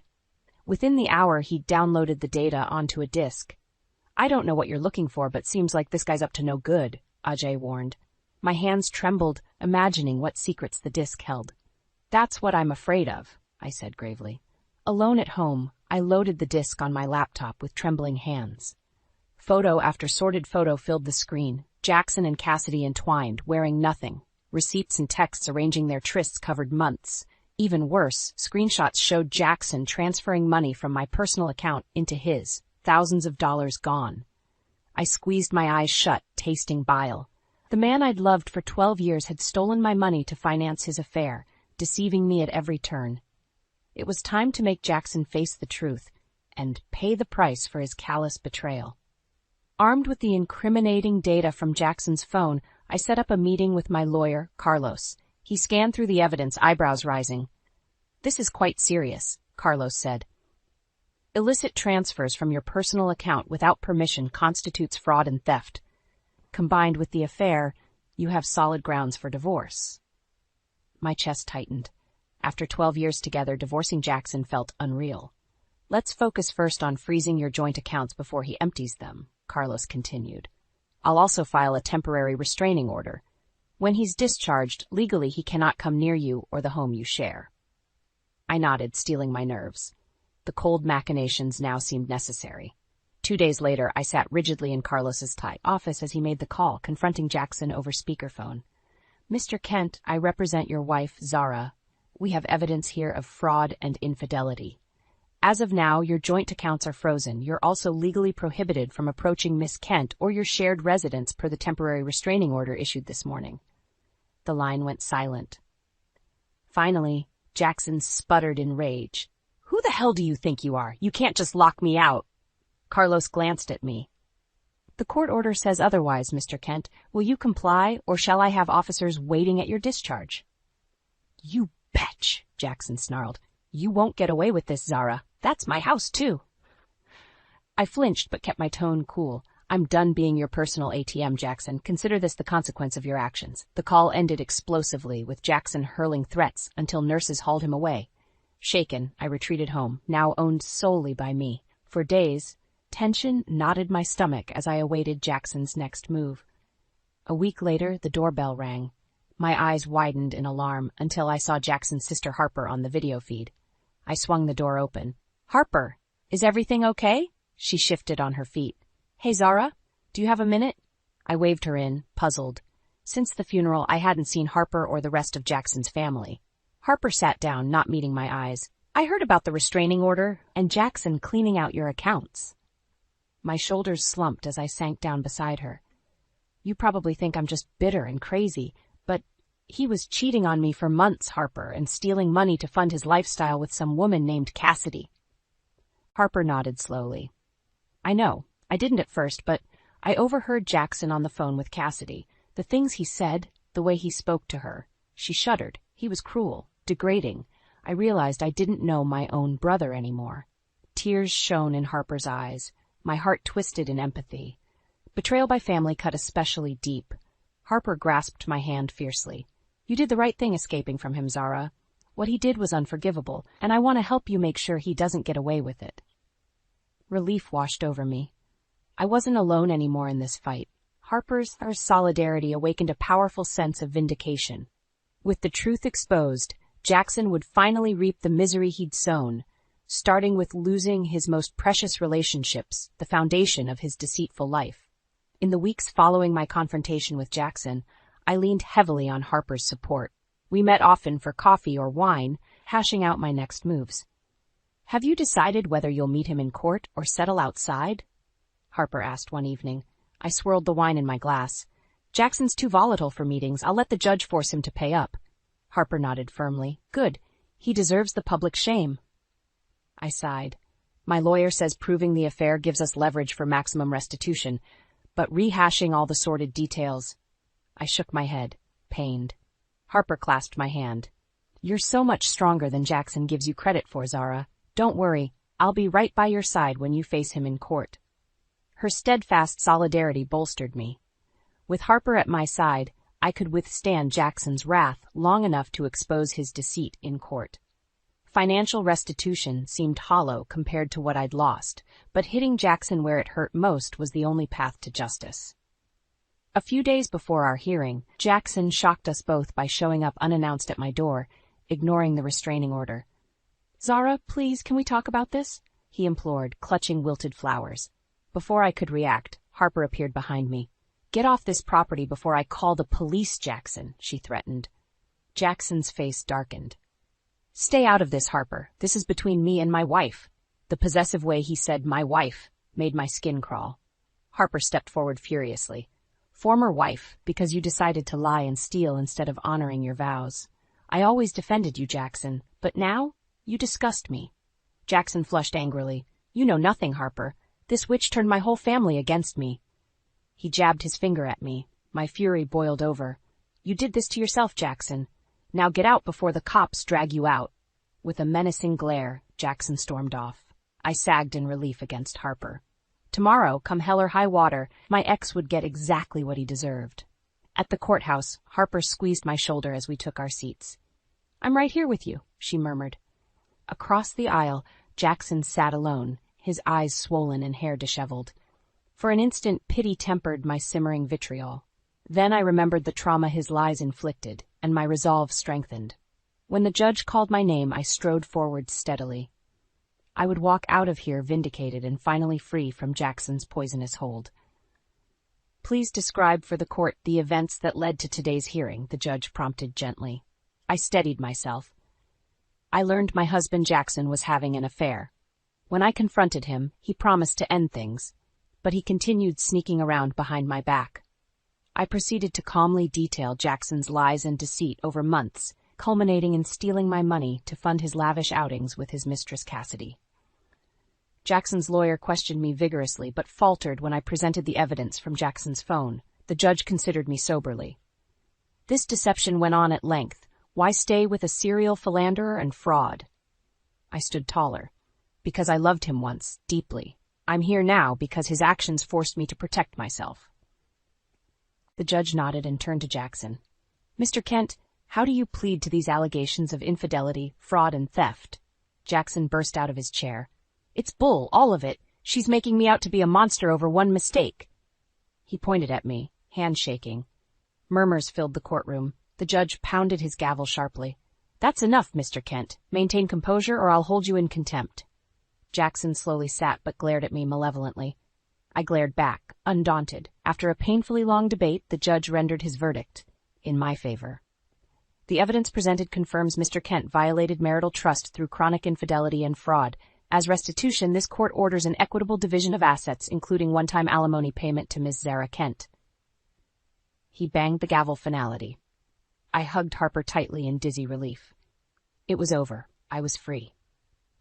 At the plaintiff's table, Jackson stood slowly regarding me with icy calmness. "Congratulations, Zara. You won," he said cuttingly. "I hope destroying my life was worth it." Adrenaline coursed through me. "I didn't destroy anything. I just revealed the truth, something you could never face." I held his gaze unflinchingly. "We're over, Jackson. This was your doing." His lips curled in a snarl. "You'll regret this, Zara," he spat venomously. Before the bailiffs could react, he stormed out. I stood frozen, pulse thrumming. Harper gripped my shoulder. "Don't let him scare you. His threats are just pathetic attempts at control," she said. "He's the one who needs to move on now." I nodded, shaking off my unease. She was right. Jackson no longer had any hold over me. And once his family and Cassidy realized the truth too, he'd truly be left with nothing. A fitting outcome for his cruelty. In the months following the trial, I finally felt I could breathe again. Jackson vanished from my life just as completely as our marriage had. Only Harper provided glimpses of his downward spiral. "His girlfriend Cassidy left him when she found out about the money he owes you," Harper revealed over lunch one day. "And without her bankrolling his lifestyle, he's scrambling." I shook my head. After all the warnings about her, now he's alone and struggling? Talk about karma. Harper smiled ruefully. Also, quite the scandal for his career. Clients dropped him when word of the lawsuits got around. While I took no pleasure in Jackson's misery, it was clear he deserved it. And the alimony checks he resentfully sent each month ensured I could rebuild my life. On my birthday a few months later, Harper stopped by with champagne and news. "Cheers to your fresh start," we clinked glasses. "I actually have an update on Jackson's current crash and burn," she added. I raised an eyebrow. His ruined career and relationships were already karmic payback. "So get this," Harper continued, leaning in furtively. "Jackson put his house on the market. He's so desperate for cash, he sold it way under value." My eyes widened. "His dream house that he made me sacrifice for?" "Geez," almost sheepishly Harper went on. "Well, funny you should mention sacrifice, because the buyer was Ray Hernandez." I nearly choked on my champagne. "Ray? My ex that Jackson always hated?" Harper nodded, grinning. "Yep, Ray seized the chance to stick it to Jackson, and Jackson was apparently seething, but financial hands were tied. The irony was so absurd I burst out laughing. Jackson's precious house ending up with his nemesis Ray? You really couldn't make this stuff up. In his greed and dishonesty, Jackson had sabotaged everything stable in his life. Now all that remained was facing the music alone. And music never sounded sweeter. "To good riddance," Harper cheered, raising her glass again triumphantly. The relief I'd yearned for was finally here. Freedom from Jackson's toxicity and lies. His bitterness over losing our old house to my ex was just icing on the cake of karma, now enjoying her sweet revenge. And I planned to relish every bite. The day I discovered Richard's affair was like any other, until it wasn't. I, Anna, 32, always considered myself observant, but that day my skills were put to a test I never anticipated. Returning home early from work, I was met with a sight that froze me in my tracks. The garage shutter, always firmly closed, was ajar. Puzzled, I approached cautiously, my heart pounding an erratic rhythm against my chest. Peering inside, the world seemed to tilt on its axis. There, in the midst of our garage, was Richard's prized vintage sports car, and in it, entangled in a passionate embrace, were Richard and a woman I didn't recognize.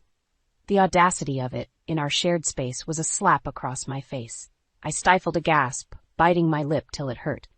They couldn't know I was there. I needed evidence, something concrete. My mind raced as I struggled to think straight amidst the turmoil of betrayal. Then, as if fate played its hand, Richard's voice cut through the silence. "Come on, the car's too cramped. Let's do it outside next time. Right?" His tone, light and carefree, was a stark contrast to the storm raging inside me. It was the voice of a man without a care in the world, a man who didn't deserve the loyalty I had given him. I had to act. Moving silently, I grabbed a few of Richard's clothes strewn on the floor and snatched the garage remote control. My hands trembled, but my resolve was firm. I pressed the button and the shutter began its slow descent. "You too? So ardently engaged like monkeys. Deserve to be left just as you are, with nothing on, fitting for your behavior," I whispered to myself, a bitter taste in my mouth. I left the garage, closing them in their disgrace. I couldn't bear to stay a moment longer. The evidence in my hand was my ticket to freedom from this sham of a marriage. I had always known that Richard had a penchant for theatrics, but this was a new low. It wasn't just about the affair. It was about the disrespect, the utter disregard for our marriage vows. As I walked away, my mind was a whirlwind of emotions. Anger, betrayal, but above all, a burning desire for retribution. Richard had made his bed, and now he was going to lie in it. This wasn't just the end of our marriage. It was the beginning of his downfall. I was going to make sure of that. In the quiet of my office the next day, my mind incessantly replayed the previous night's events. Every casual smile and tender word from Richard now seemed like a carefully crafted performance. How long had I been living in this facade? I sat there, looking at the desktop background, a photo of us on our wedding day. It felt like looking at two strangers. I deleted it with a click, a small but liberating act. The memories of our life together took on a different hue now. Richard, with his charming smile and words, had always been particular about appearances. Our home, an aging yet elegant house, was chosen by him for its character, he had said. But now I saw it for what it was, a stage for his performance. I recalled the day he brought home that vintage sports car, a purchase that came out of nowhere. "It's a man's dream," he had proclaimed. That car, which cost more than a small house, was his pride and joy. Now, it was nothing more than a symbol of his vanity and deceit. As my professional facade held up at work, my personal life crumbled. I was a successful marketing director, known for my sharp strategies and keen insights. But at that moment, I felt like a fool. Fooled by a man I trusted with my heart. The memory of an encounter with Richard at a corporate event a few months ago resurfaced. He was the center of attention, laughing and socializing with his usual flair. I had seen him exchange numbers with a young woman, but he had brushed it off as a business contact. How naive I had been. The day wore on, and every interaction felt like a chore. My colleague Mark noticed my distraction. "Everything okay, Anna?" he asked, genuine concern in his eyes. I forced a smile. "Just a long day," I replied, masking my turmoil. As I drove home, my thoughts were interrupted by a call from Richard. His voice, once comforting, now grated on my nerves. "Hey, love, running late tonight. Don't wait up," he said casually. "Sure," I replied, my voice steady. I wasn't going to confront him yet. I needed a plan, something that would hit him where it hurt the most, his ego and his wallet. That night, alone in our bed, I made a decision. Richard's betrayal wasn't just going to be the end of our marriage, it was going to be the start of his undoing. I was going to dismantle the life he so carefully built, piece by piece. Sitting in the dim light of my living room that evening, I initiated the plan I had been meticulously crafting. The laptop on my knees displayed the login screen to our home security system, a system Richard had installed for the safety of his precious car. Logging in, I navigated to the garage camera footage. My heart raced as I hit play, watching the scene unfold with a cold detachment. There they were, Richard and that woman, Lily, entangled in their sordid affair. The footage was damning, undeniable evidence of his betrayal. I downloaded the video, a digital weapon in my arsenal for the impending legal battle. Richard's reputation, his precious image, was about to be shattered. The next day at work, I was a shell of my usual self, my mind constantly on the impending confrontation. Mark approached my desk with a hesitant step. "Anna, you've been off. Anything I can do?" I shook my head, forcing a half smile. "Just a tough project. Thanks, though." As the day dragged on, my resolve only strengthened. Richard was not going to get away with this unscathed. That evening, Richard returned home with his usual carefree demeanor. "Hey, babe, I picked up Chinese for dinner. Thought you'd like a break from cooking." His words, once sweet, now felt like poison. I sat down at the dining table, my expression unreadable. "We need to talk, Richard." He paused, a flicker of concern crossing his face. "Everything okay?" I pushed my laptop across the table. The video queued up. "Why don't you tell me?" Richard's face paled as the video played. His eyes darted from the screen to my face, searching for some sign of forgiveness. "Anna, this isn't what it looks like," he stammered, his usual eloquence gone. I leaned back, my voice calm but laced with venom. "Oh, I think it's exactly what it looks like, Richard, you cheating on me, in our own home." Richard scrambled for words, his mask crumbling. "It was a mistake. I love you, Anna. We can work through this." A bitter laugh escaped my lips. "Work through this? There's nothing left to work through. I want a divorce, Richard, and I want you to suffer for what you've done." His face contorted in a mix of anger and panic. "You can't do this to me. Think about our reputation, our social standing. That's all you care about, isn't it? Your precious reputation. Well, it's about to come crashing down." I stood up, my decision final. "I'll be contacting my lawyer in the morning. I suggest you do the same." Richard sat there, a defeated man, as I walked away. The web of lies he had woven was unraveling, and I was going to make sure it ensnared him in the end. In the days that followed, my home felt like a battleground, charged with silent tension and unspoken words. Richard tried to regain control, alternating between desperate pleas and veiled threats. But I was unmoved, my resolve as firm as steel. At work, I maintained my professional facade, but the weight of the situation was a constant shadow. During a meeting, I found my thoughts drifting, only to be brought back by Mark's concerned voice. "Anna, you sure you're okay? You seem distracted." I brushed it off with a strained smile. "Just a lot on my mind. I'll be fine." But the truth was far from it. I was planning my next move, a move that would ensure Richard paid for his betrayal. The more he tried to sweet-talk his way out of the situation, the more resolute I became. One evening, as Richard returned from work, his usual mask of confidence was replaced by an air of defeat. He slumped into a chair, looking at me with weary eyes. "Anna, can't we talk about this? I know I messed up, but we can fix it." His words fell on deaf ears. I had heard enough of his lies. "There's nothing left to discuss, Richard. I've made up my mind." He leaned forward, desperation in his voice. "You're going to destroy everything we've built. Think about what people will say." "People? Is that all you care about? What about us, Richard? What about our marriage?" He fell silent, unable to answer. His concern for public image had always overshadowed our relationship. The next day, I sought solace with Mrs. Harper, my mentor and confidant. She listened intently as I poured out my heart. "You need a break from all this, Anna," she advised. "Why not take that international project? Get away for a while." The idea was appealing. A chance to escape the suffocating atmosphere at home and put some distance between Richard and me. I made the decision. I was going to take the project and use the opportunity to gather my strength for the impending legal battle. It was also a chance to rebuild myself away from the shadow of Richard's deceit. That evening, I informed Richard of my decision. His reaction was a mix of surprise and frustration. "You're leaving now? In the middle of all this?" "Yes, Richard. I need to focus on my career, something you clearly never respected." He watched helplessly as I packed my bags. For the first time, I saw a hint of fear in his eyes, fear of losing control, fear of facing the consequences alone. As I left for the airport, I felt a sense of freedom. The distance would give me perspective and strength. Richard's web of lies had been torn apart, and now it was time to rebuild my life on my terms. The international project was a breath of fresh air, a much-needed escape from the stifling situation back home. Immersed in work, I found a renewed sense of purpose and strength. Each successful meeting, every new connection, was a step towards reclaiming my independence. However, Richard's shadow loomed large, even miles away. His texts and calls, a mix of pleading and anger, were relentless. I responded only when necessary, keeping my replies brief and emotionless. One evening, after a particularly long day, my phone buzzed with yet another call from Richard.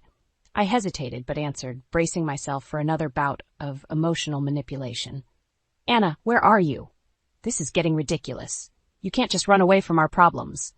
Richard's voice was strained, a mix of frustration and desperation. I replied coolly, "I'm not running away, Richard. I'm focusing on my career, something I should have done a long time ago." "You're abandoning our marriage over one mistake. You're being unreasonable," he retorted. "A mistake? Richard, you betrayed our marriage. This isn't just a simple error you can sweep under the rug." His voice rose, tinged with anger. "You're destroying our life over your pride. Come back and we can sort this out. We'll go to therapy, do whatever it takes." I could almost see him, the charming man I married, trying to weave his web of lies again. But that man was long gone, replaced by the reality of who he truly was. "Therapy won't fix what you broke, Richard. I'm filing for divorce. It's over." There was a moment of silence, and then his voice, now colder. "You'll regret this, Anna. You're making a huge mistake." I ended the call, a sense of finality washing over me. It was clear now. There was no salvaging what was left. Richard was only concerned about his image, his comfort. He didn't truly care about us or our marriage. Back in my hotel room, I looked out at the city lights, reflecting on the path ahead. The divorce would be messy, no doubt. Richard would fight it, perhaps out of spite or fear of losing his public persona. But I was ready for it. I had gathered enough evidence, and with my career thriving, I was financially secure. As the days passed, I grew more determined. Richard's attempts to reach out became more infrequent, his messages a mix of self-pity and veiled threats, but they no longer affected me. I was moving forward, leaving the shadow of our failed marriage behind. Upon my return, the reality of my crumbling marriage hit me like a tidal wave. The house, once a symbol of our shared dreams, now felt like a prison of memories best forgotten. I moved into a modest apartment, a space that was mine alone, free from Richard's deceitful presence. The day of our final confrontation arrived sooner than I expected. Richard, looking more disheveled than I had ever seen him, had requested to meet under the guise of discussing the terms of our divorce. As I sat across from him in the sterile environment of a lawyer's office, I felt a surge of power. This was my territory, my rules. Richard started with his usual charm, but there was a hint of desperation in his voice. "Anna, can't we settle this amicably? Think about the years we spent together." His words were like echoes from a past life. "Amicable? After what you've done? You must be joking," I replied, my voice steady. He shifted uncomfortably in his seat, then leaned forward. "What do you want, Anna? Money? The house? Just name it." I looked him straight in the eyes. "I want justice, Richard. You don't get to buy your way out of this." His facade cracked, revealing the selfish man I had come to know. "You're ruining my life over this. I hope you're happy." "Happy? No, Richard, but I will have peace knowing you can't hurt me anymore." The negotiation was tense, with Richard trying to manipulate every term in his favor, but I stood my ground, backed by solid evidence and a resolute legal team. As we neared the end of the meeting, Richard's demeanor changed. He was no longer the confident man I had married. Instead, he was a man cornered by his own actions, lashing out in a futile attempt to regain control. "This is a mistake, Anna. You'll regret this," he hissed, his eyes dark with anger. "I already regret many things, Richard. Letting you control my life for so long is one of them. This divorce is not a mistake. It's a correction." With the final papers signed, I walked out of the office feeling lighter than I had in years. The chains of our toxic marriage were finally broken. Richard had lost more than just a wife. He had lost the respect of his peers, the facade of the perfect husband, and soon he would face the full consequences of his actions in the eyes of the law and society. I had not only survived Richard's betrayal, but emerged stronger, more determined. The chapter of my life that included him was closed, and a new, promising chapter was waiting to be written. The months following the divorce were a whirlwind. I had successfully navigated the legal labyrinth, emerging victorious but not unscathed. The divorce was more than just a legal separation. It was a reclaiming of my identity, my independence. In my new apartment, each morning brought a sense of renewal. I relished the freedom, the quiet, and the space to think and plan my future. My career, which had always been a source of pride, now became my focus. I dove into my work with a renewed vigor, finding solace in my achievements. News of Richard's downfall spread like wildfire.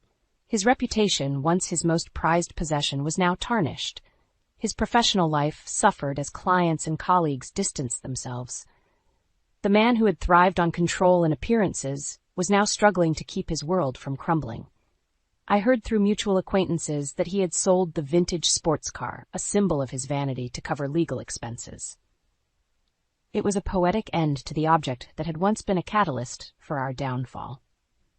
One evening, as I sat sipping coffee in my living room, I reflected on the journey.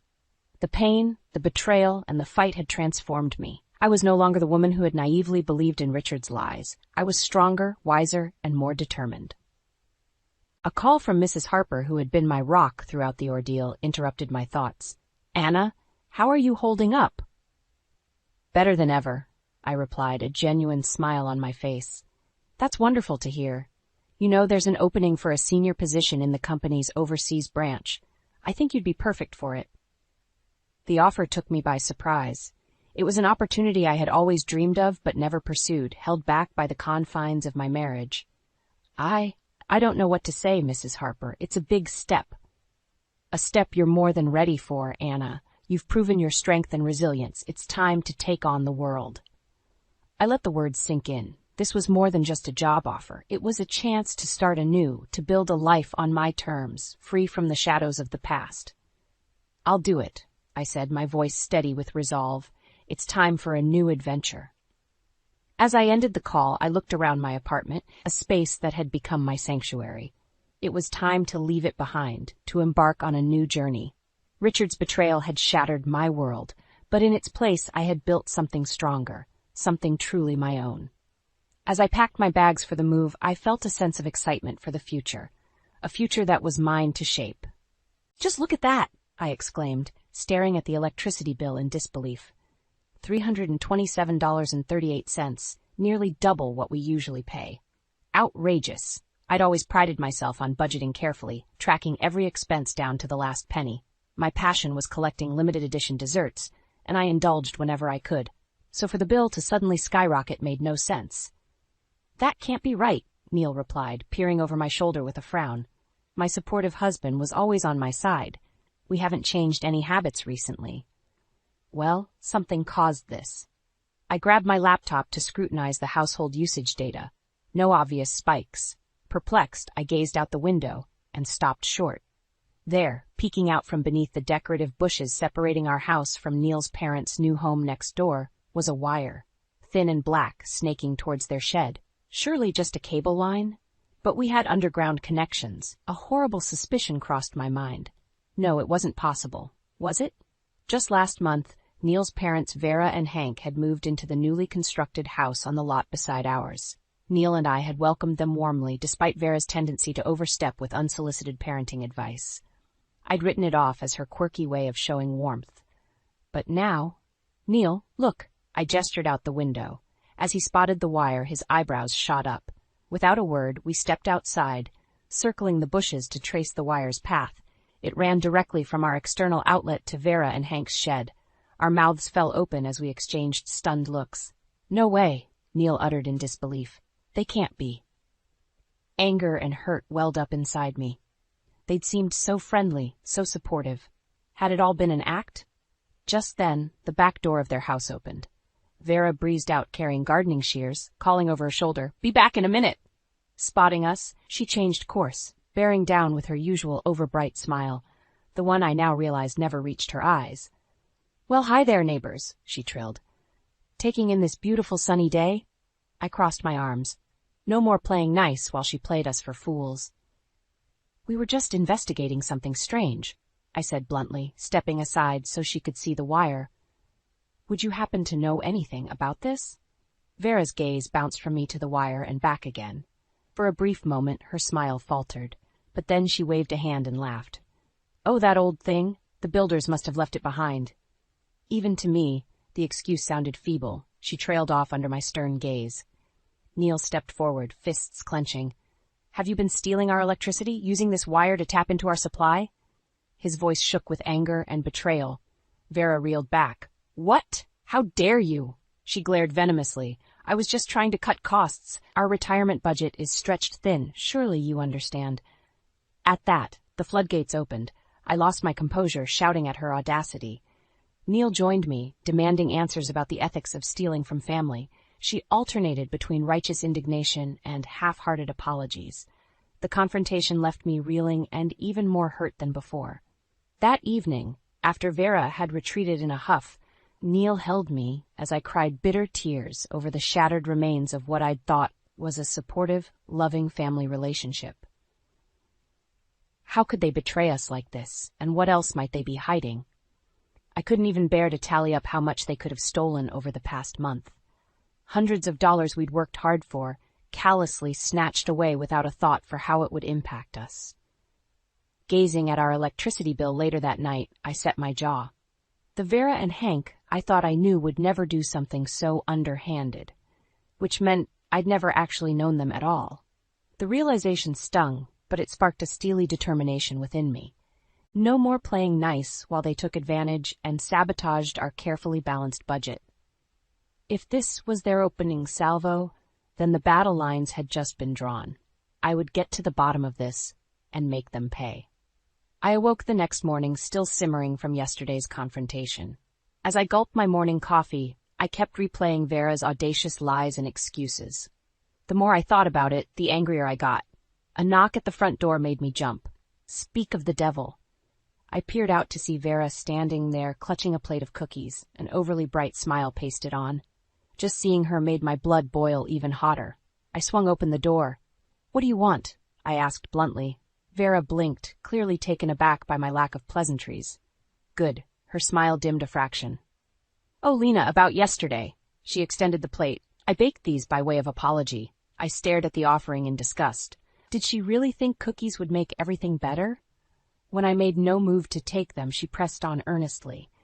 "It was all just a silly misunderstanding. I never meant any harm, truly." Misunderstanding? My fists clenched by my sides. This woman's audacity knew no bounds. "You mean when you deliberately tapped into our electricity supply to avoid paying your fair share?" I bit out. Vera frowned, dropping the act. "Oh, don't be so self-righteous. Our budget is extremely tight. We're just cutting costs where we can." By stealing from us? From your own son? How could you? We trusted you. My raised voice brought Neil from the other room. I felt him come stand supportively beside me. Vera flushed. Now see here, you two are blowing this out of proportion. Can't we talk civilly about this over some cookies? She offered the plate again with a conciliatory smile. But I'd had enough. Taking the plate from her, I upended it onto the doormat. Cookies scattered everywhere as Vera gasped. There! Take back your lies and excuses. I glared venomously. We will not be placated so easily. As I slammed the door in her astonished face, I felt a small spark of vicious satisfaction. There, let her see I wasn't messing around. Over the next few days, Vera's intrusions multiplied, stoking my simmering resentment. She popped by nearly every day with unwanted gifts and advice about everything from our spending habits to refrigerator organization. Each visit grated on me more. The final straw came when I spotted her letting herself in our back gate one morning. Marching outside, I confronted her sneaking around near our fuse box. She claimed she was just checking the wiring, but I knew she was scoping out ways to restore her illegal supply. Enraged, I changed the locks and gate code. When Neil suggested leaving a key with his parents just in case of emergency, I shot that down fast. Give them an inch, they'd take 10 miles. Clearly, they refused to respect boundaries. Well, if politeness wouldn't get through, then it was time to play hardball. Over dinner with Neil that night, I revealed my plan. We need evidence before going to the electric company or police. I'm going to set up a surveillance camera covering that fuse box. That should capture any further attempts. Neil frowned nervously. Isn't that a bit aggressive? They're still my parents. I fixed him with an adamant stare. They committed theft without batting an eye. I warned you they'd take advantage of any wiggle room we give them. It's time to take a stand. Neil's shoulders slumped. You're right, I just wish it hadn't come to this. I knew he was still clinging to hope of reconciling with them. But sentimentality would get us nowhere against such conniving adversaries. The very next morning, the camera captured Vera skulking by our fuse box, clearly probing for a way to reconnect. Gotcha! I added the video to the growing evidence file. When she caught me installing a motion-activated floodlight days later, Vera went pale. I maintained steely eye contact until she hurried away without a word. Good. Let her sweat a little. She was quickly learning her tricks wouldn't work on me. Soon we'd have enough documentation to bring down the full consequences on her deceitful head. She'd rue the day she ever thought she could walk all over me without retaliation. By the time I was through, karma would bite back hard for her lies and manipulation. This was only the opening salvo. The real fireworks were still to come. Over the next week, I became obsessed with monitoring Vera's activity and tracking our electricity usage. I knew something didn't add up there and was determined to get to the bottom of things. Sure enough, one morning the motion detector notifications showed Vera skulking around our yard in the early hours. The floodlight switched on, illuminating her heading towards the back gate with wire cutters in hand. Smirking, I swung open the back door. Forget the locks, Vera? Or were you hoping to override my security system? She jolted, hiding the cutters behind her back. Lena, I was just, checking the wiring connections back here. I stepped forward, glaring daggers. Save it. I've got you on camera trying to break in and poach our supply again. Vera straightened defiantly. You can't prove anything. I'm well within my rights to check wiring on my property. The only thing you have a right to do is stay the hell away from our house, I shouted. Give me those. I lunged for the cutters, but she dodged me. We struggled briefly before she wrenched away, lips curled in a sneer. Have it your way, then. But this isn't over. I promise you that. She turned and stormed off. Seething, I relocked the gate and rearmed the security system. How far would that deranged woman go? Over the next few days, Vera kept her distance. But my anger simmered, erupting one evening when our latest electricity bill arrived. I tore open the envelope and scanned the total, $412.60. What? I exploded, making Neil jump. Even after locking them out, it keeps getting higher. Neil's forehead creased with worry. Are you sure the motion lights aren't causing it? I shook my head firmly.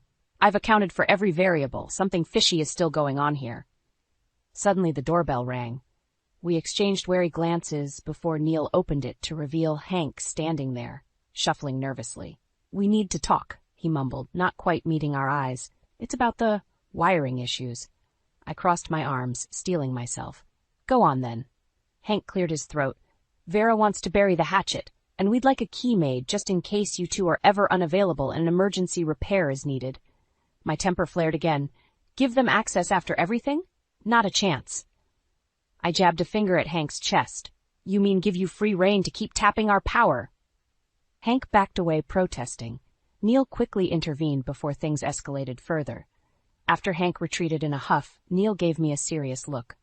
"We can't keep fighting them like this. What if we sit down civilly and try to sort this out?" I bit my lip, considering. As much as I hated to admit it, maybe we did need an open conversation before things spiraled irrevocably out of control. So a few days later, Vera and Hank sat stiffly on our couch while Neil mediated. I stated my case bluntly. The unchecked electricity drainage had to stop, or we'd take legal action. Vera alternated between superficial apologies and rambling excuses, while Hank stared at the floor. Eventually, Neil negotiated a tenuous truce. We'd refrain from formal complaints if the electrical issues ceased immediately. After they left, Neil gave me a pleading look. "Let's give them one last chance before escalating this further." Though it grated on me, I reluctantly agreed. One final opportunity to make things right, before my vengeance hammer fell with full righteous fury. In the following days, I still patrolled for suspicious activity, but when our next bill showed only a marginal increase, I allowed my guard to lower slightly. Maybe they were actually holding up their end for once. Either way, the surveillance would continue. I wouldn't be fooled again by their facade. Soon I'd know if this truce was genuine, or merely the quiet before their next brazen attack. I awoke one morning to find Neil already up, pacing worriedly. Wordlessly, he handed me the latest electricity bill, $492.79. I saw red. It was even higher than the first shocking amount. Despite all my precautions, I slammed the paper down. I knew it. They blatantly lied about stopping their deceitful schemes. It's time to bring down the hammer on them. Neil wrung his hands anxiously. "Shouldn't we confirm it's actually them first?" "Oh, it's them all right," I fumed. "Now we're getting the electric company involved to trace this." Whipping out my phone, I called to demand an urgent investigation. The following afternoon, I escorted the technician towards our fuse box, scanning for any sight of Vera and Hank. If they caught wind of this inspection, there'd be hell to pay. Luckily, their house appeared silent. The tech removed the box cover, examining the interior wiring with a practiced eye. As he shifted to inspect the ground wire connections, he paused. "Well, that shouldn't be there." I hurried over to see him tugging on a cable that had been very deliberately wired into our supply line. My fists clenched with rage. "Gotcha!" I knew they couldn't resist resuming their illegal connections. Their audacity knew no bounds. The technician shook his head. "You've got a tap wire spliced directly into your power. Draining it right off, too." He traced the cable behind our bushes. "Looks like that house next door." I threw my hands up furiously. "I knew it. Those lying snakes swore they'd stop stealing from us. Wait until I expose their thievery to the whole neighborhood." I whirled to storm next door and confront them, but Neil grabbed my shoulders gently. "We have solid evidence now. Let's make a plan first before charging over there." I took a deep breath, wrestling my temper back under control. He was right. As satisfying as a verbal lashing would feel, it would likely only spawn more lies and denial. Better to retain the element of surprise for now.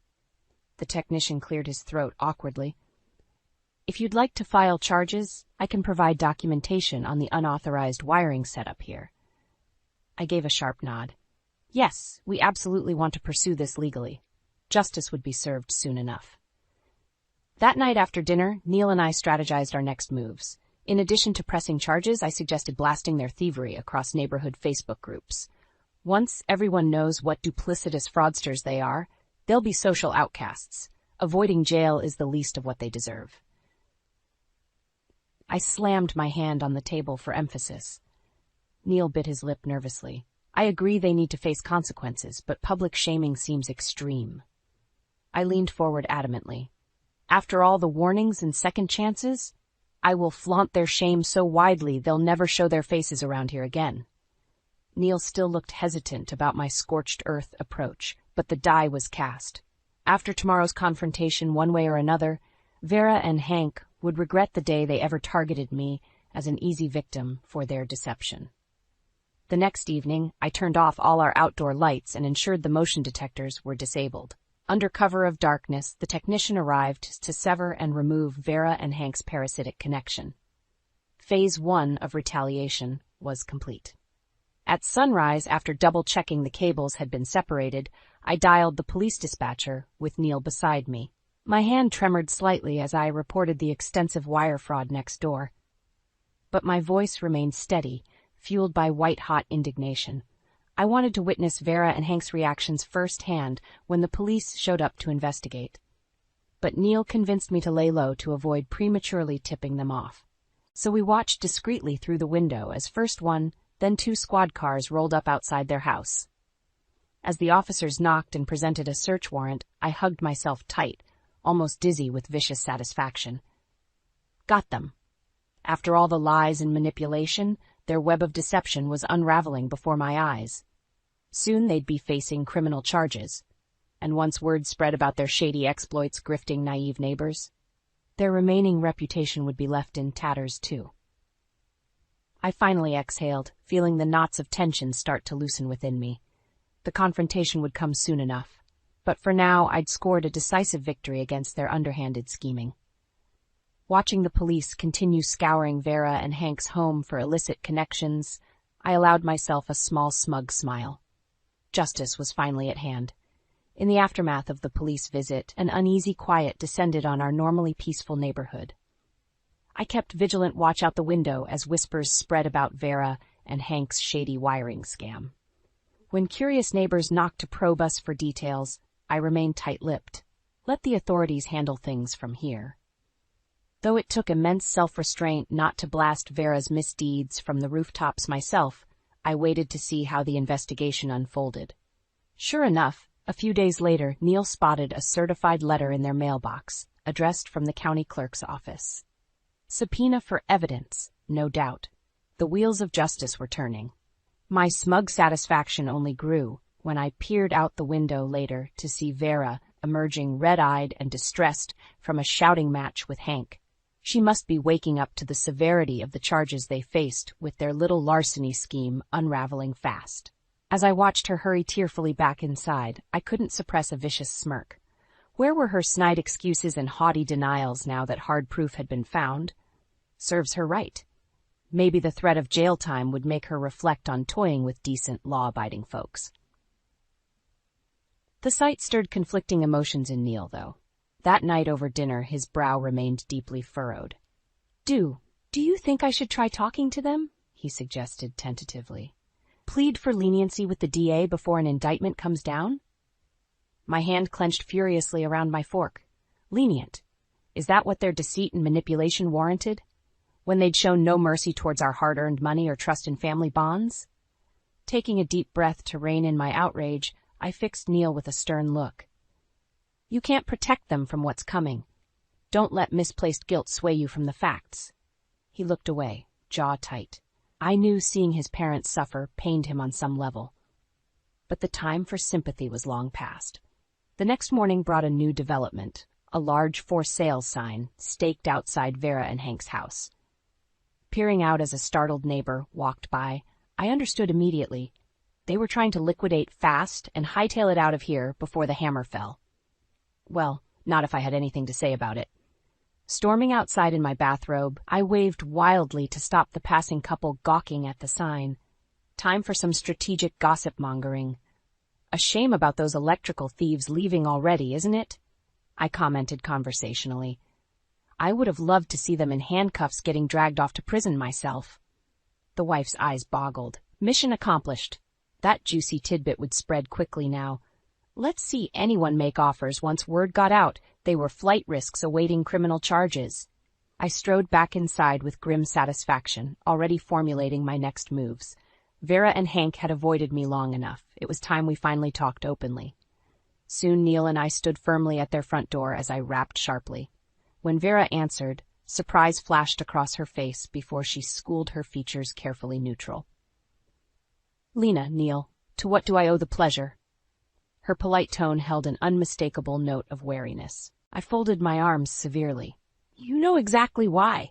We're here to talk things over." Vera eyed me for a long, silent moment before reluctantly backing up in wordless invitation. As we stepped inside and sat on their couch, I inspected Vera closely. She seemed diminished somehow, worn and haggard in a way that had nothing to do with physical age. The gnawing anxiety was clear in her dull eyes and tense posture. Good, let her squirm. I had zero intentions of showing mercy. Not until she fully acknowledged her lies and made proper amends. Settling back with arms still crossed, I pinned her with an icy stare. "Well then, let's chat frankly now about recent events, shall we?" Her hands twisted together nervously. "Yes, Vera. Face the music at last." In the days following Vera and Hank's dramatic arrest, the neighborhood gossip mill churned faster than ever before. Supportive friends stopped by, eager for updates while casting disdain on that awful thieving couple. I remained discreet with details, but made sure everyone knew they'd admitted guilt to us directly. Let Vera's illusions of sympathy for her plight be crushed. Neil busied himself advocating for leniency against my advice. "She still deserves imprisonment for the betrayal of family," I argued hotly. Neil just sighed. "Harsh sentences won't undo the damage, though." Though it irked me letting Vera off lightly, Neil's pure heart wouldn't wish crushing punishment on anyone. A week later, Neil got an update call from Vera's lawyer. In exchange for testimony on other neighborhood scam incidents, she'd gotten off with probation and heavy court fees. I scowled angrily at the news. A light slap on the wrist. Where was the justice for nearly $1,000 stolen from us over numerous months? Storming outside that afternoon to retrieve the mail, I paused, seeing Hank shuffling forlornly around their for sale sign. His worn complexion and disheveled appearance testified to many sleepless, stressful nights since their crimes had come to light. Good. Let the weight of consequences torment them a while longer. Skirting widely around Hank, I went back inside, feeling sour. Neil tried reassuring me again. "She's banned from our property at least, plus the public shaming. Isn't that enough?" My temper flared. "Hardly. That woman slithered out of any real punishment for her misdeeds. Well, we shall see." I wasn't done with Vera yet. Time for the next phase, ensuing she fully paid her karmic debts. Using contacts I had in the county clerk's office, I quietly pursued getting the case evidence released publicly. And I began judiciously leaking additional gossip about Vera's long history of shady dealings. Let the full spotlight expose her deceit for all to revile. Soon enough, muckraking local reporters came sniffing at my prompts. I watched with smug satisfaction as the first scathing exposés skewering shameless schemester Vera hit the presses. As if on cue, my phone pinged with a neighborhood watch alert. Vera had been spotted yelling tearfully at a reporter to leave her alone. Music to my ears. Clearly, the non-stop public harassment was taking its toll. Over dinner, I showed Neil the alert triumphantly. "Now she's getting a taste of consequences beyond the courthouse." But instead of matching my fierce grin, Neil paled.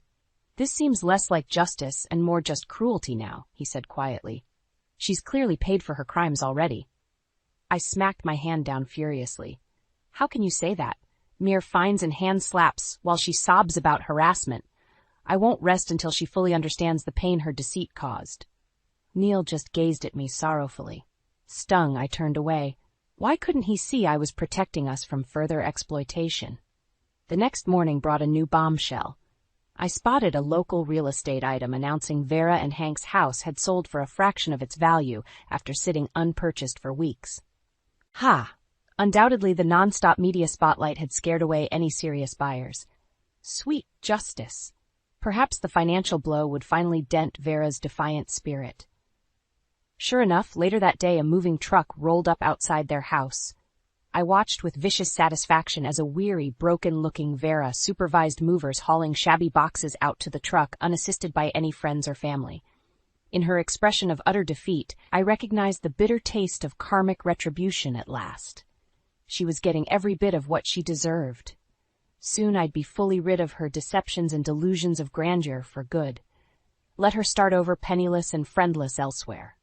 As the moving truck finally pulled away, exhaust fumes momentarily obscuring Vera's face, I lifted my chin in cold triumph. I'd won. In the weeks after Vera and Hank's ignominious exit, the neighborhood gossip mill continued churning. But with the primary culprits gone, intrigue gradually faded. Soon talk turned to more mundane matters, and benign normalcy returned to our quiet corner of suburbia. Neil and I gradually adjusted back to our familiar routines free of toxic drama. With our backyard now a serene vista instead of an anxiety minefield, my guarded hypervigilance eased. I took smug satisfaction seeing new friendly neighbors move into Vera's former house, restoring community spirit. One afternoon while gardening, I made casual small talk with them about selecting new fence plants without the old electrical complications. Goodness, we'd heard rumors the previous residents were problematic, the wife said, eyes round. Something about stealing utilities? How dreadful for you! I smiled blandly, holding off from fueling rumors. Let the Vera debacle fade fully into the past now. That night I sorted through old papers and spotted evidence records from the wire fraud case. I paused, Vera and Hank's embittered faces flashing through my mind. Then I firmly shoved the papers in the shredder. Piece by piece I disposed of the last lingering vestiges of their existence cluttering my orderly world. Soon I could close the book on that chapter for good. With them off, reinventing themselves elsewhere, I finally had closure. Meanwhile, Neil seemed to relax as well, now that his parents were safely out of legal jeopardy and time had passed since the arrest scandals. We settled fully back into familiar routines.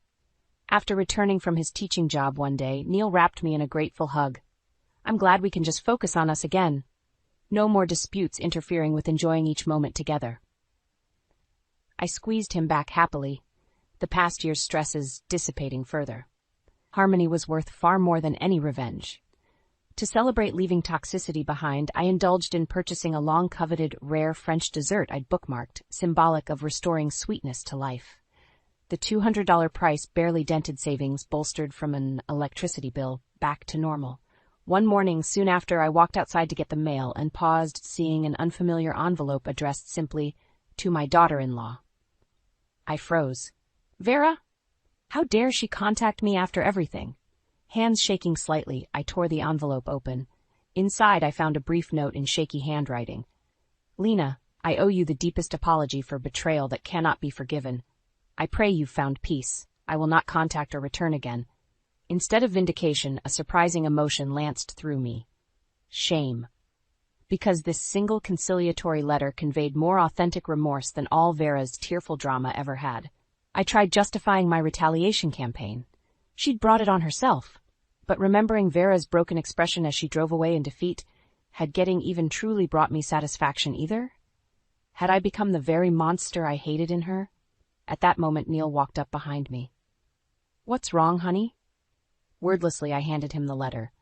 As he read, eyebrows furrowing worriedly, my high moral ground suddenly felt much less secure. Yes, Vera and Hank had acted despicably out of misguided self-interest. But did everyone, even the lowest scoundrel, not deserve redemption someday? Perhaps in banishing Vera so ruthlessly, I had strayed farthest of all from basic human decency. What truly separated my hardball tactics from her manipulations in the end? Weeks later, the matter still pestered my conscience. To clear the air fully, I knew hard conversations remained. One night at dinner, I broke the heavy silence. Do you ever regret how forcefully we handled things with your parents? Neil blinked, hesitating thoughtfully.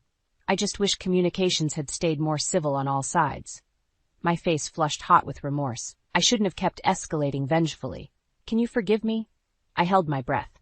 Neil smiled gently, taking my hands in his. Of course. Let's leave recrimination buried in the past now where it belongs. The relief of reconciliation washed over me. I still had much self-reflection yet ahead on temperance and compassion. But together, Neil and I would find our way towards better understandings. As we embraced lovingly, I let go fully of the last bitter remnants of score-settling resentment I'd clung to so fiercely. What mattered most was choosing each day to see the best, not the worst, in those around me, including myself. The door slammed shut behind me, echoing through the empty hallway. I stood frozen, my heart pounding in my chest. Ethan's shoes were not the ones greeting me, but a pair I knew all too well. Vera's. Alara, what in the world do you think you're doing, coming home this late? Vera's voice sliced through the silence, sharp and accusing. I found my voice, though it trembled slightly. Vera, I didn't expect you to be here. It's not about me being here. It's about you neglecting your duties as a wife. Where have you been? Her eyes bore into me, seeking to unravel any excuse I might offer. I clutched the book about Miami tighter, feeling the weight of her judgment. This wasn't just about tonight. This was about every silent battle, every unspoken grievance that had built up over months. Ethan told me he wants a divorce, she continued, her words cutting deeper. I can't say I blame him. You're hardly the wife we hoped for. I felt a cold resolve settle over me. This was not just a confrontation. It was a declaration of war. My marriage, my life, was slipping through my fingers, controlled by a woman who saw me as nothing more than an inconvenience. I had always been the quiet one, the one who avoided conflict. But as Vera's words echoed in my mind, something within me snapped. No more. I wouldn't be the silent, suffering wife anymore. Vera, I work too, you know. I'm not just a housewife waiting for Ethan to come home, I said, my voice steady now. You work? That little office job? You think that's an excuse? You should be here making this a home, not gallivanting around, she scoffed, her disdain palpable. Her words stung, but I stood my ground. I have every right to live my life, Vera. I'm not just an extension of Ethan. Her lips curled into a sneer. You're a disappointment, Alara. A real wife would put her husband and his family first. I took a deep breath, trying to calm the storm inside me. I won this trip to Miami, Vera. I was planning to give it to my parents, but now... Her eyes lit up with a mix of surprise and greed. Miami? Well, that changes things. Ethan and I could use a holiday. The audacity of her words hit me like a physical blow. It's not yours to take, Vera. I won it. It was for my parents. She stepped closer, her voice dripping with venom. You're part of this family now, Alara. Your things are our things. And if Ethan wants to go to Miami with his mother, who are you to stop him? I felt the anger rising in me, a burning flame fueled by months of her belittling and manipulation. It's my prize, Vera. I decide what happens to it. Her laugh was cold and mocking. We'll see about that, Alara. We'll see. She turned on her heel and left, leaving me standing alone, my heart racing with a mixture of fear and anger. I knew then that this was just the beginning. I had to fight back, not just for myself, but for the life I wanted, a life free from Vera's shadow. As I lay in bed that night, Ethan's snores a dull backdrop, my mind raced. Our marriage, once a hopeful union, now felt like a trap tightening around me with each passing day. The man beside me, once my partner, now seemed more like a stranger, a puppet dancing to his mother's tune. Morning came, and with it the usual routine. Ethan, always the early riser, was already at the breakfast table when I entered the kitchen. His eyes were glued to his phone, a frown creasing his forehead. Good morning, I said, my voice neutral. He grunted in response, not looking up. I poured myself a cup of coffee, the silence between us heavy. Finally, he spoke, his eyes still on his phone. Mom mentioned you want a trip to Miami. I nodded, bracing myself. Yes, I was planning to give it to my parents.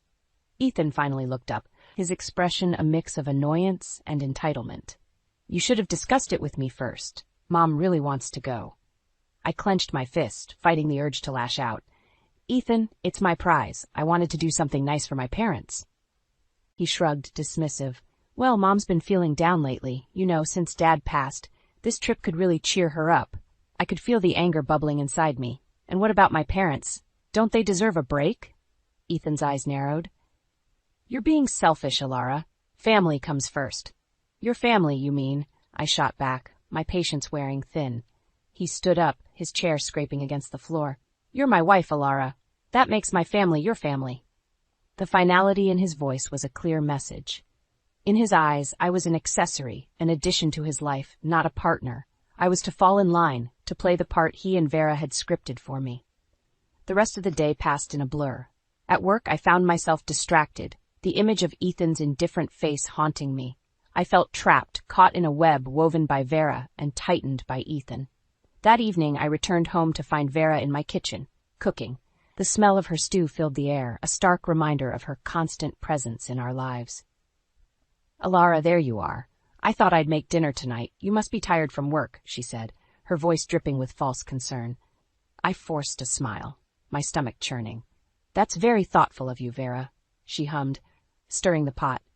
"Ethan told me about the Miami trip. It's a shame you won't be joining us." The casualness of her words was like a slap in the face. "I haven't decided yet, Vera." She turned, her eyes cold. "Oh, but you have, dear. Ethan and I will be going. It's settled." The room felt small, suffocating. I wanted to scream, to shout, to reclaim my life from this woman who had insidiously crept into every corner. But I held my tongue, my resolve hardening. Vera and Ethan might think they had won this round, but I was far from defeated. I would find a way to turn the tables, to expose their selfishness and manipulation. As I sat at the dinner table that night, picking at the stew Vera had made, I knew one thing for sure. This wasn't just about a trip to Miami anymore. It was about taking back control, about fighting for my dignity, and I was ready for the battle. The following week was a tumultuous mix of silent dinners and whispered phone calls. Ethan had become increasingly distant, his allegiance clearly with Vera. The trip to Miami, my hard-won prize, now felt like a poisoned chalice. On a particularly dreary Thursday, I received a call from my mother. Her voice, usually so full of life, was tinged with disappointment. "Alara, dear, your father and I heard about the Miami trip. It's a shame we won't be going." Guilt gnawed at me. "I'm sorry, Mom. I really wanted you both to have it." She sighed. "It's all right, darling. We understand. Family must come first, as your husband says." The way she said family stung, a reminder of how Ethan and Vera had twisted the meaning of the word. That evening, as I entered the house, I found Ethan and Vera in the living room, poring over travel brochures.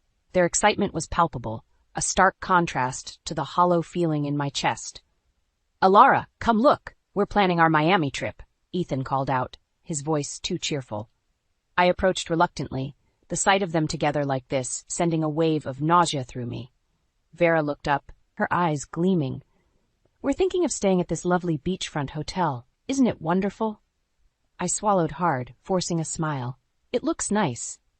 Ethan glanced at me, then back at the brochure. "We should book soon. Don't want to miss out." Vera nodded in agreement, her smile widening. "Yes, let's. Alara, would you mind fetching us some tea?" The request, so casual yet so commanding, was the last straw. "Actually, I need to talk to you both about the trip." Their attention snapped to me, a flicker of wariness crossing Ethan's face. "The thing is," I began, my voice steady despite the pounding in my chest, "the trip to Miami was supposed to be a gift for my parents. I won it, and I should decide how it's used." Ethan's expression hardened. "Alara, we've been through this. Mom needs this trip." Vera chimed in, her tone patronizing. "Dear, it's just a trip. Your parents will understand." Frustration boiled inside me. "No, you don't understand. This was something special for my parents. You can't just take it away." Ethan stood up, his demeanor shifting from cheerful to menacing. "You're being selfish and unreasonable, Alara. This is family we're talking about." "I am talking about my family." I shot back, my voice rising. Vera tutted, shaking her head. "Ethan, see what I mean? She's not family-oriented, not like us." I looked between them, my heart racing. "You know what? Take the trip, but this is not over." Turning on my heel, I stormed out of the room, their triumphant smirks burning in my memory. As I headed to our bedroom, a plan began to form in my mind. They wanted to play dirty? Well, two could play at that game. This trip to Miami would be a trip they'd never forget. A trip where karma would come calling, and I would be the one to deliver it. I spent the next few days in a state of cold fury, my mind racing with plans for revenge. Ethan and Vera, ensconced in their bubble of self-righteousness, seemed oblivious to the storm brewing. On Saturday morning, as I sipped my coffee, Ethan slid a brochure across the kitchen table. "We've booked the hotel in Miami. It's going to be fantastic." I looked at the glossy pictures of sun-kissed beaches and luxury suites, a bitter taste in my mouth. "I'm sure you'll enjoy it," I said flatly. Ethan frowned, picking up on my tone. "What's your problem, Alara? You should be happy for us." I stared at him, incredulous. "Happy? You're taking a trip meant for my parents, and you want me to be happy?" He leaned back, his expression one of exasperation. "You're making a big deal out of nothing. It's just a trip." "Just a trip?" I echoed, my voice rising. "It was a gesture for my parents, Ethan, something special for them. And you and your mother just bulldozed over it." Ethan's patience snapped. "Enough, Alara. You're acting like a child. You need to start thinking about what's best for this family. The word family echoed in my ears, twisted and corrupted by his and Vera's selfishness. And what about what's best for me? For my family? I countered. Ethan stood up, his chair scraping loudly against the floor. You're my wife, Alara. Your place is here with me and my mother. If you can't accept that, maybe we shouldn't be married. His words hung in the air, a threat and a challenge all at once. For a moment I felt a pang of fear, of uncertainty, but then a wave of clarity washed over me. Maybe you're right, Ethan, I said quietly, my decision made. Maybe we shouldn't. His eyes widened, taken aback by my response. What are you saying? I met his gaze, my resolve steeling. I'm saying that this marriage, this life, it's not what I want, not with you and Vera controlling every aspect of it. Ethan's face contorted with anger. You'll regret this, Alara. You think you can just walk away? From me? From this family? I stood, facing him squarely.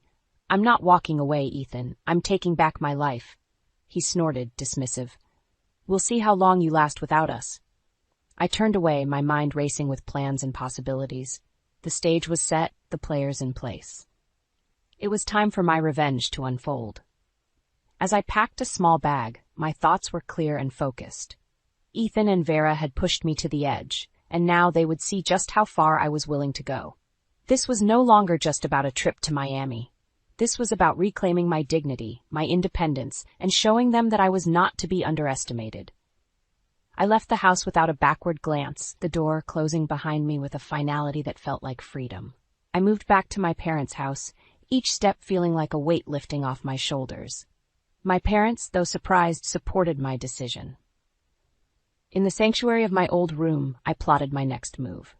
A few days later, Ethan called. Alara, where are you? We need to talk about the Miami trip. I'm at my parents', I replied, my voice steady. And there's nothing to talk about. You've made your decision. He was silent for a moment. You can't just run away from this. We're married. Not for much longer, I said quietly. I'm filing for divorce, Ethan. There was a sharp intake of breath on the other end. Divorce? You can't be serious. I've never been more serious, I affirmed.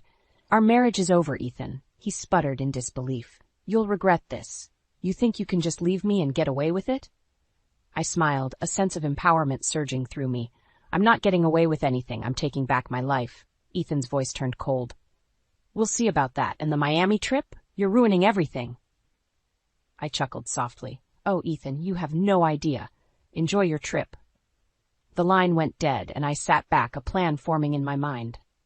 Ethan and Vera thought they had won, but the game had just begun. The next day, I called the airline. I need to make a change to the reservation for the Miami trip. The agent was accommodating. Of course, Miss Alara, what changes would you like to make? I won't be going, I said. The tickets are non-transferable, correct? That's right, the agent confirmed. Good, I said, a smile playing on my lips. Keep it that way. The day of their departure arrived, and I couldn't help but feel a twinge of anticipation. Ethan and Vera, unaware of the surprise awaiting them at the airport, were in for a rude awakening. I received a call from Ethan later that day, his voice frantic. Alara, what the hell did you do? They won't let us board. The tickets are void without you. I feigned innocence. Really? That's strange. I guess you should have read the fine print, Ethan. You did this on purpose, he accused. I shrugged, even though he couldn't see me. You took something that wasn't yours, Ethan. Actions have consequences. His voice was a mix of anger and desperation. This isn't over, Alara. You'll pay for this. I hung up, a sense of satisfaction washing over me. This was just the beginning of their downfall. Ethan and Vera had underestimated me, but they were about to learn just how costly that mistake was. As I sat back, a plan unfolding in my mind, I knew one thing for sure. Revenge was a dish best served cold, and I had just started cooking. After thwarting Ethan and Vera's Miami plans, I felt a sense of control returning to my life. But my thirst for justice was far from quenched. The real act of retribution was about to begin. A week passed, and I received a call from Ethan. His tone was a mix of anger and desperation. Alara, we need to talk. I'm coming over. I agreed, curiosity piqued. When he arrived, he was a shadow of his usual arrogant self. Alara, I'm in trouble, he began, his eyes avoiding mine. I raised an eyebrow. What kind of trouble? He hesitated before confessing. At work, They've started an investigation. They think I've been embezzling funds. I suppressed a smile. Embezzling? That's serious, Ethan. He ran a hand through his hair, visibly stressed. It's not just that. They're questioning my absences, my trips with Mom. They think it's all connected. I leaned back, the pieces falling into place. Sounds like you've made quite a mess. He looked up, desperation in his eyes. Alara, I need your help. You have to vouch for me. Tell them I was with you. I laughed, the sound bitter. Why would I do that, Ethan, after everything? He reached for my hand, but I pulled away. Please, Alara, I'm begging you. If I lose this job, I'm ruined. I stared at him, the man who had once been my world, now reduced to a groveling mess.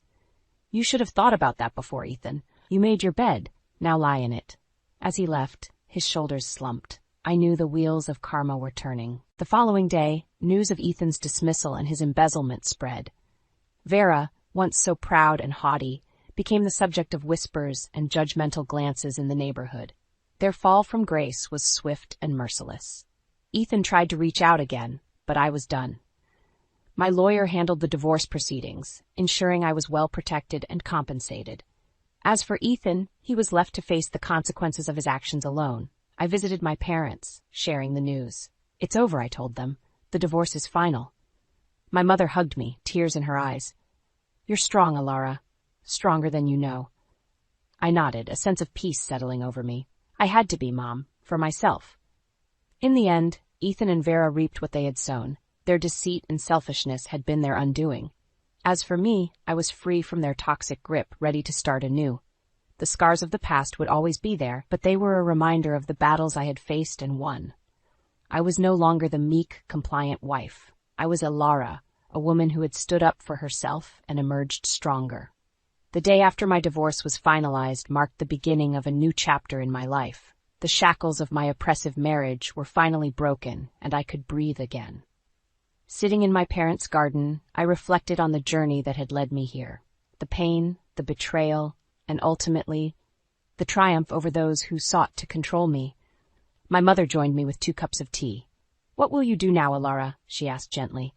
I took a sip, feeling the warmth spread through me. I'm going to live, Mom, for myself this time. She smiled, a look of pride in her eyes. You've grown so much, darling. Our conversation was interrupted by a knock at the door. My father answered it, his voice rising in surprise. Ethan, what are you doing here? I stood, my heart pounding. Ethan stood at the door, a shadow of his former self. Alara, I need to talk to you. I walked over, my resolve firm. There's nothing left to say, Ethan. He looked desperate, his eyes pleading. Please, Alara, I've lost everything. My job, my reputation. Even Mom won't talk to me. I need your help. I shook my head, incredulous. You expect me to help you? After everything you've done? He reached out, but I stepped back. I'm sorry, Alara, I was wrong. Please give me another chance. Then I looked at him, seeing the man I once loved now broken and humbled. It's too late, Ethan. You made your choices, and now you have to live with them. He slumped, defeated. I understand. I'm sorry, Alara. Truly. As he walked away, I felt a sense of closure. Ethan's downfall was his own doing. He had underestimated me and paid the price. Turning back to my parents, I smiled. I think it's time for a new adventure. Weeks later, I found myself on a plane to Miami, the trip I had won all those months ago. This time it was on my terms. My parents sat beside me, their excitement contagious. As the plane soared above the clouds, I looked out the window, a sense of freedom washing over me. I had faced my battles and emerged victorious. Now it was time to enjoy the peace that came after the storm. Miami awaited, a symbol of my newfound independence and strength. I was ready to embrace whatever came next, to live a life filled with joy on my terms. Ethan and Vera were part of my past, a chapter closed and left behind. Ahead lay endless possibilities, a future where I was the author of my own story, and I was determined to make it a beautiful one. You lying, cheating fraud! Marla's shrill accusation echoed through my cell phone. I stared in disbelief at the unknown number lighting up my screen, frozen in place on my living room carpet. Excuse me? I finally managed, completely blindsided by the verbal assault from my husband's sister, who I barely knew. Don't play dumb with me, she seethed. I have proof you embezzled over $200,000 from my father's company. Did you really think no one would find out? I sank slowly to the floor as her rant continued, my pulse racing. Embezzlement? What was she talking about? I racked my brain, trying to make sense of the allegations. Sure, I had been helping out a little more with my father-in-law Leonard's struggling financial firm lately, ever since I married Eli 6 months ago. But steal money? Marla, I honestly have no idea what you mean. I pleaded into the receiver. There must be some misunderstanding. She cut me off sharply. Oh, I understand perfectly, and if you think you're getting away with this, you're dead wrong. I'm calling my lawyer and the police, and I swear you'll pay. The line went dead. I stared at my phone in stunned disbelief, Marla's accusations echoing in my mind. Embezzlement? Police? It made no sense. How could she think I was capable of such a thing? My hands shook as I dialed Eli. Desperate to make sense of this madness. It went straight to voicemail. I hung up, remembering with a sinking feeling that he was on a business trip. I was alone, facing Marla's bizarre allegations without anyone on my side. Over the next hour I paced the house, dread and confusion swirling inside me. I knew I had done nothing wrong, but I had no idea how to prove it, or why Marla would make such extreme accusations against me. We barely knew each other. Why would she be targeting me like this? I didn't have to wonder much longer. My phone buzzed with a text from Eli's cousin Jane asking if I was going to Leonard's 80th birthday barbecue that weekend. My heart sank further. If Marla was going to come after me for supposed embezzlement, what better place to confront me than in front of the whole family? I toyed with staying home, not wanting to face public humiliation, but I knew avoiding her would make me look guilty. No, I had to stand up to Marla's outrageous accusations, for myself and my marriage. My hands still shook as I dressed for Leonard's party that Saturday. I chose a conservative navy dress, not wanting to give Marla any more ammunition against me. As I drove to Leonard's sprawling estate, my nerves mounted, but I refused to be intimidated. I had done nothing wrong, and I would make Marla see that, even if I had to do it in front of all the relatives. The party was already in full swing when I arrived. Leonard beamed when he saw me, enfolding me in a warm hug. "Callie, so glad you could make it," he enthused. "Can you believe I'm this old?" I smiled weakly, wishing I could actually focus on celebrating with him. But out of the corner of my eye I saw Marla, across the lawn, a smug look on her face as she watched me. My stomach tightened. This was it. Time to face her venom. Drawing a shaky breath, I steeled myself and marched across the grass directly toward her. She raised one eyebrow as I approached, her expression cold. Before I could open my mouth, she grabbed a microphone off a nearby table, tapping it loudly to get everyone's attention. "Sorry to interrupt, but I have an important announcement about the guest of honor's daughter-in-law," she said loudly. Everyone turned, curiosity mixing with surprise at her imperious tone. "Callie here," she continued, glaring at me while gesturing theatrically in my direction, "has stolen over $200 from the family." A collective gasp rose from the crowd. I stood frozen, mouth agape, as all eyes fixed on me with disbelief and suspicion. My pulse pounded in my ears. "Marla, what is going on?" Eli demanded, rushing forward to stand between us. I blinked back grateful tears at the sight of my husband, though his forehead was etched with confusion. "Yeah, what the hell, Marla?" someone else shouted. A nervous murmur rippled through the guests.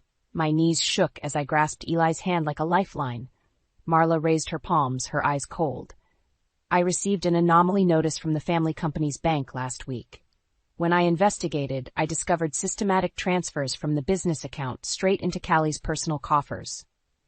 "That can't be true," I implored to the crowd, finding my voice. "I would never steal anything, especially not from family." "That's funny, because I have bank records showing otherwise," Marla spat. "And it didn't take much digging to realize the transfers coincided precisely with Callie's arrival." She crossed her arms smugly. Blood roared in my ears. This couldn't be happening. Eli squeezed my hand, brows furrowed. "Clearly there's been some kind of mix-up. Let's sit down and look at these supposed records. I'm sure Callie can explain." "A mix-up?" Marla retorted. "You really believe your wife over your own sister? The proof is right here in black and white." She waved papers in the air as indignant murmurs spread through the guests. My eyes flooded with tears. Was Eli really doubting me too? Hey, let's not make assumptions until we have all the facts, our cousin William interjected reasonably. Some family members mumbled agreement. Maybe the bank made an error? The bank didn't embezzle 200 grand. She did, Marla shouted, stabbing a finger at me. Several relatives nodded, casting suspicious looks my way. Mortified tears spilled down my cheeks. This couldn't be real. Suddenly, Leonard stepped forward, leaning heavily on his cane. Though frail, his voice rang clear. I know my daughter-in-law. Callie is innocent, he declared. A few family members applauded. My tears morphed to gratitude for my father-in-law's faith in me, though an anxious pit still churned in my stomach. What proof did I actually have? Marla only scoffed. You're a foolish old man to trust her over evidence. That gold-digging fraud married Eli for access to our accounts. An electric fury coursed through me. The stress, confusion, and Marla's public attacks ignited my anger. Yes, Marla clearly hated me, though I hardly knew her. But why make such drastic accusations? What was her end goal? Before I could respond, she snatched her cell phone from her fancy designer purse, stabbing aggressively at the screen. That's it, she snapped. I'm calling the cops. Fear and adrenaline surged through my veins. This harassment had gone too far. Just then, Eli grabbed Marla's phone from her hand, ending the call she had started. Marla's mouth dropped in indignation. A tense hush fell over the audience. I think we all need to take a beat and calmly gather the facts, Eli stated evenly, though I detected a slight tremble in his voice. He drew me close, and I clung tightly to him, struggling to control the sobs rising in my throat. Let's reconvene tomorrow after I've had time to carefully examine these bank statements, and Callie can explain her records, Eli continued. I'm confident we can resolve this without getting the police involved.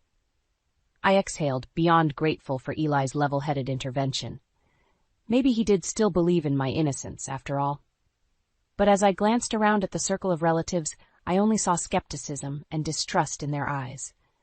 This ambush might just be the beginning of Marla's rampage, and I had to find a way to convince everyone of the truth before she destroyed my entire world. The war had only just begun. The next weeks crept by in agonizing slow motion. Marla's public accusations spawned whispers that plagued me each time I ventured into town. The hairdresser, the grocer, even our neighbors cast furtive glances my way. At home, tension crackled in the air. Eli burrowed himself reviewing reams of financial statements, desperate to reconcile the anomalies Marla uncovered. Though he tried to hide it, I spotted doubt flickering in his eyes whenever we spoke. Meanwhile, we had temporarily moved into Leonard's sprawling estate to care for him after his cancer diagnosis. But with each passing day under the same roof as Marla, the knot in my stomach tightened. She seized every opportunity to berate me, even slamming doors in my face. I jumped each time her shrill voice echoed down the cavernous halls. Leonard's health visibly deteriorated under the constant conflict until he stopped leaving his room at all. One evening, as I prepared Leonard's dinner tray, I overheard Marla's strident tones from the hall. I paused, a glass of orange juice frozen in my hand. Callie clearly convinced you to put her name on your will and give her healthcare power so she can manipulate your money while you're vulnerable from chemo, Marla accused. My mouth fell open in dismay. Were her attacks now extending to how I cared for my dying father-in-law? Really, Marla, must you always assume the worst about Callie? Leonard replied warily. I asked her to help me get my documents in order, because I trust her. You're making a huge mistake trusting that deceitful money-grabber over your own family, Marla retorted. I stormed down the hall before I even made the conscious decision, too incensed to hold my tongue a second longer. How dare you undermine how I care for Leonard, I confronted her, slamming the tray onto the table. Orange juice sloshed over the edge of the glass. Questioning my role as power of attorney when I've done nothing but dedicate myself to this family is despicable, even for you, I spat. Marla straightened to her full height, mere inches taller than my petite frame. But she seemed to tower over me now with righteous indignation flaming in her eyes. You manipulated your way into this family's good graces with dew eyes and sweet talk, so you could get your hands on Leonard's fortune, she hissed, stepping toward me. But you won't get away with it as long as I'm here protecting what's rightfully mine. Suddenly her accusations clicked into place with startling clarity. This had never been about me at all. It was about securing her own inheritance. My chest swelled with outrage. "Is that what this whole smear campaign is about?" I demanded. "Discrediting me so you get Leonard's money?" Marla scoffed. "It's only smear if it's not the truth. But go ahead, play the victim. We'll see who Leonard believes when I show him proof of your late-night cash withdrawals dopping straight into your personal shopping funds." My hands clenched at my sides. So that was her new angle? I had to nip this sabotage in the bud. "You planted bogus evidence to make me look guilty so you could wrestle away control," I accused. "Admit this is all a ploy before you cause real damage." Marla stepped forward until she loomed over me, close enough for me to smell her floral perfume. Her glare pierced my soul. "The only damage being done here is you bleeding my family dry through your deceit, but I will expose you, if it's the last thing I do," she vowed. A chill slithered down my spine at the cold conviction in her tone. She swept from the room before I could summon any defense. I sank into a chair, heart pounding against my ribs. This confirmed Marla wouldn't stop her personal vendetta until she achieved her nefarious goal. I had to act fast to protect myself and Eli from her intricate manipulations. But I feared too much harm had already been done. The web of lies she spun seemed too thick to permeate. If I didn't find a way to prove myself soon, I risked losing everything. My fists clenched with determination. I refused to let Marla win. Over the next week I became restless, unable to shake Marla's threat. Her web of lies seemed on the verge of choking the life from me and my marriage. I had to fight back. Late one night, after everyone else went to bed, I crept into Leonard's dusty home office. Moonlight filtered through the windows as I rifled through the heavy wooden desk. There had to be some record here of the family company's actual financial records I could leverage to defend myself. The air felt thick and oppressive as I sifted through endless papers by the dim glow of my phone flashlight. Dust motes danced through the thin beams like ghosts of the past. I suppressed a cough, anxious not to wake anyone. "Come on," I muttered under my breath, files blurring together in the darkness. Just when I was about ready to give up, a thick manila folder wedged at the back of a drawer caught my eye. I opened it carefully, immediately recognizing Leonard's distinctive scrawl. It appeared to be records detailing financial transfers related to an offshore company set up as a small tax shelter. Everything seemed perfectly legal at first glance, until I realized with a jolt that the shelter had recently been dissolved right before the accusations against me began. I scanned the documents feverishly, compelled forward by intuition. Pay dirt. Black and white records showing a significant cash deposit into a new account just before the offshore entity dissolved. My blood turned to ice as I saw the listed owner, Marla. Frantically, I shuffled through more records, eventually finding a bank statement detailing a 7-figure cash withdrawal from the family business's primary account, more than triple what I supposedly embezzled. It trickled into numerous smaller accounts before eventually accumulating in Marla's offshore fund. I rocked back onto my heels, hands trembling around the damning evidence. This proved without doubt that Marla had manufactured bogus accusations against me to conceal her own enormous theft. Fury coursed through me. Thanks to her tall tales, I endured weeks of public humiliation and deteriorating faith from my husband and father-in-law. Meanwhile, she was quietly siphoning enough money to set herself up for life. It made me physically ill. Just then, I noticed smaller subsequent withdrawals from the family accounts in the months since. My rage ignited exponentially when I realized the implications. Even after building her own offshore fortune, Marla continued bleeding the family funds dry out of pure spite and greed. By now, grief intermingled with my anger. Eli and I once shared dreams of taking over the struggling family business, restoring it to prosperity. But if Marla's embezzlement continued unchecked, bankruptcy loomed perilously close. We stood to lose everything because of her insatiable avarice. Well, not if I had anything to do with it. Foreboding determination solidified my resolve. I would protect this family from financial ruin, no matter the consequences. Carefully replacing the records, I crept back upstairs, nursing the glimmer of a plan. Yet, just as I reached my bedroom, muffled sobs gave me pause. I turned to see Eli slumped on our couch, face buried in his hands. My heart wrenched at his pain. I started to call out when he began speaking aloud in a broken tone. I swore till death do us part, he choked. But how can I protect our vows if I don't even know who I married? My voice froze in my throat as his despair pierced my soul. He truly doubted me now, unsure what was illusion and truth after so many vicious lies. Vulnerable as a child, my formidable husband crumbled under the weight of Marla's schemes. I yearned to rush forward and wrap my arms around him, to reaffirm my loyalty and unwavering devotion so we could unite to defeat Marla's treachery. But my window to comfort Eli closed abruptly when Marla herself suddenly stormed from the shadows. "Don't torture yourself any longer defending that backstabbing fraud," she admonished him coldly. "I warned you Callie only cares about herself. Now let's discuss removing her from the will before she steals you blind too." I barely stifled my outraged gasp, shrinking back before Marla spotted me. Boiling fury overwhelmed any remains of sorrow. This confirmed Marla wouldn't stop her personal vendetta until she achieved her nefarious goal. It was time to turn the tables and make her pay. I refused to let her win. Morning dawned gloomy and gray, matching my mood. I wandered the garden still reeling from the revelations of the previous night. Though fury continued simmering in my veins, one stark truth emerged. I couldn't defeat Marla alone. Her schemes created an impenetrable fortress no one dared question. No, to topple her web of lies, I needed reinforcements. I sank onto a cold concrete bench, formulating the kernel of a plan. A potential ally came to mind. Hazel? Leonard's estranged former assistant. She resigned in protests after Leonard overlooked her for a promotion in favor of Marla years before. Hazel's inside knowledge could prove invaluable ammunition. After digging around, I managed to track down her contact information.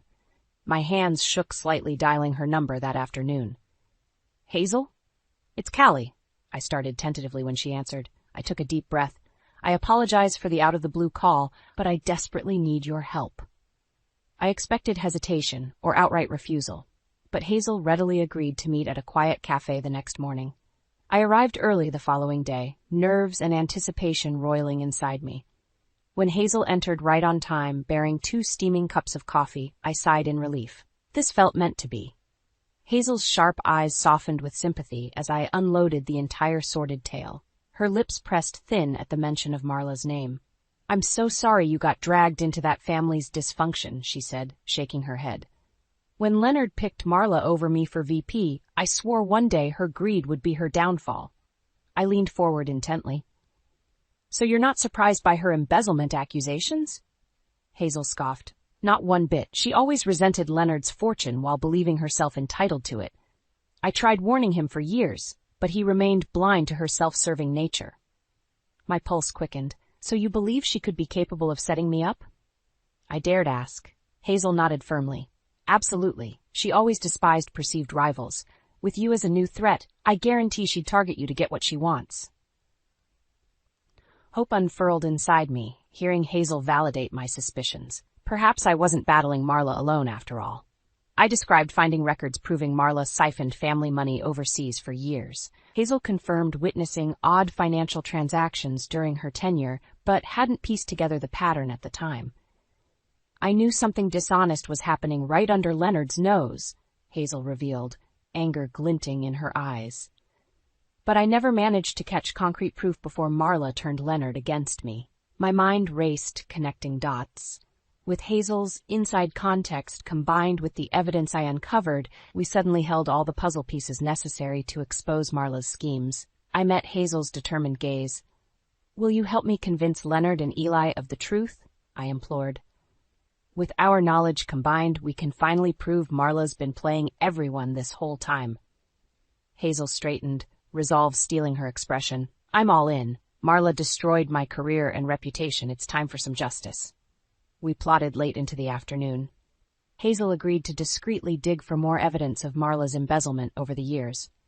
Meanwhile, I would pry deeper into the dissolved tax shelters, hopeful more clues awaited somewhere. It felt intoxicating, finally strategizing a counteroffensive. As we parted ways outside the cafe, Hazel grasped my hands, compassion in her eyes. "Stay strong, Callie," she urged. "With perseverance, the truth prevails. You'll restore your good name, I'm certain of it."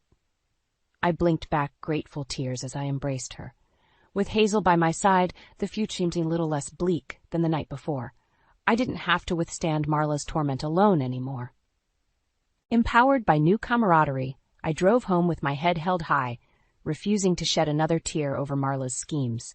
She spun an artful web to discredit me, yes. But united with Hazel, we would gather enough evidence to dismantle her lies once and for all. Justice would soon have its day. Over the next few weeks, Hazel and I discreetly gathered evidence. She uncovered financial statements showing odd transfers coinciding with Marla's promotions over the years.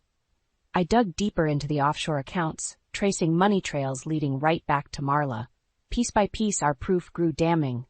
Marla embezzled under the guise of legitimacy at every opportunity, bleeding funds to fuel her gilded lifestyle. Meanwhile, she schemed to undermine me, the lone barrier between her and total control. Armed with reams of records, Hazel and I decided to confront Marla and Leonard at the upcoming quarterly board meeting. The stage was set for a dramatic showdown. I dressed carefully that morning in a polished sheath dress, armor for the battle ahead. Hazel met me outside the conference room, files clutched in her steady hands, eyes brimming with vindication. "Ready?"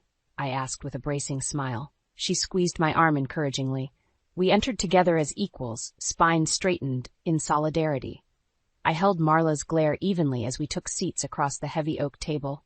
Shock registered briefly on her haughty features at the sight of her old rival, but she quickly arranged her face in a patronizing smile. "Hazel, what an unexpected surprise," she purred, venom subtly lacing her syrupy tone. "I thought we parted ways years ago. But no matter." "I asked her to come," I interjected coolly, relishing knocking her off balance. "I want reliable witnesses for this discussion." Marla scowled as murmurs rippled around the room. Leonard rapped his gavel. "Let's begin, shall we?" Oblivious to the undercurrents, he led the meeting through standard business items. I barely listened, watching Marla fidget with her ostentatious jewels. She likely assumed I invited Hazel merely for emotional support. Well, she would soon learn otherwise. Finally, Leonard adjourned the budget approvals. "Any other items before we wrap?" he asked mildly. I met Hazel's gaze, stealing my nerve. "Showtime. Yes, actually." My voice rang clear in the sudden silence. All eyes shifted to me as I rose slowly, smoothing my skirt with a steady hand. I stepped forward, shoulders back, confidence rooting me firmly to the ground. Hazel handed me a document. I flipped it open, facing the group. "As you can see in this financial statement from a now dissolved offshore account, large sums consistently went missing from family company funds over several years." Murmurs swelled as I continued, laying out transfer records, holding nothing back. Piece by irrefutable piece, we outlined Marla's elaborate embezzlement scheme going back over a decade. By the time I slapped the last document on the table, you could hear a pin drop. I surveyed the room, vindicated by the appalled and stunned expressions. But Marla only scoffed, disrupting the taut silence. "Honestly, Callie, implicating me to distract from your own crimes is pathetic," she scolded. My fury spiked. How dare she still feign innocence with hard evidence stacked against her? But Hazel subtly shook her head before I could erupt. She was right. I had to stay calm and definitive for my case to convince. I folded my hands neatly. "The proof is all here. Hazel and I traced every withdrawal, every transfer authorized by your signature to siphon family funds." I speared Marla with an icy stare. "The only question is why, and how much more before you bankrupted us all?" A tense pause swelled. I glimpsed doubt flickering behind Eli's stoic expression. The others seemed to hold their breath, stunned by the unexpected drama. This was it, my one shot to break Marla's facade wide open. Suddenly, Marla shoved back her chair with an ear-piercing screech. "This is ridiculous!" She stabbed an accusatory finger my direction, every ounce of her composure vanishing. "That conniving fraud hunted through private records to falsely implicate me, and you're all blindly going along with it."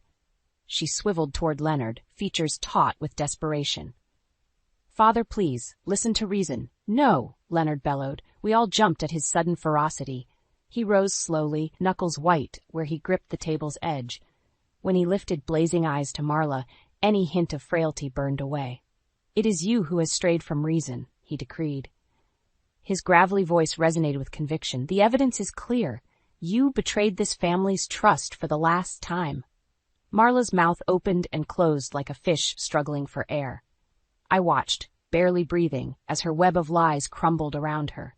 "You can't actually believe this absurd setup," she blustered, gaze darting wildly between us all. But she no longer appeared the commanding tycoon, just a desperate, broken woman with nowhere left to hide. "The proof makes your guilt abundantly clear," Leonard pronounced.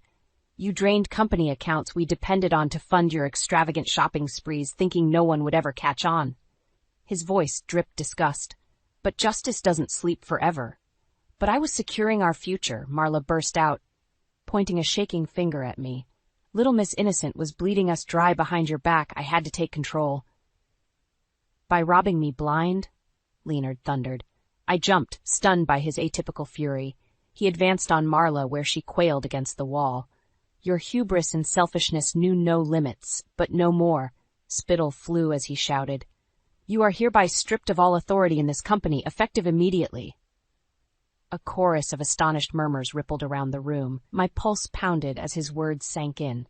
We did it. We finally exposed Marla's web of deceit. She would face consequences at last. Marla gaped, skin fading to a ghostly pallor. For a split second, I almost felt pity for her distress. Then I remembered weeks of torment I endured thanks to her lies. No, she deserved every bit of this downfall. Justice was finally served. Suddenly Marla erupted again, venom blazing as she faced the stunned group. "You fools! That backstabbing fraud deceived you all because she wants my birthright for herself." She jabbed a shaking finger at Hazel and I. "These money-hungry snakes conspired to bring me down out of pure jealous spite, and you ate up every poisonous lie." She swiveled accusingly toward Eli where he sat stunned. "Surely you won't let them dismantle our family, brother?" she pleaded desperately. "You know I would never betray you this way." All eyes shifted to Eli. He just stared, jaw clenched tight, assessing Marla like he'd never seen her before. I held my breath, realizing though I won the battle with evidence, Eli's faith in me still dangled by a fragile thread. If he sided with Marla now, her schemes might succeed, tearing us apart for good. After an endless pause, Eli slowly stood. Marla's lips parted hopefully. The room seemed to swelter in the tense silence.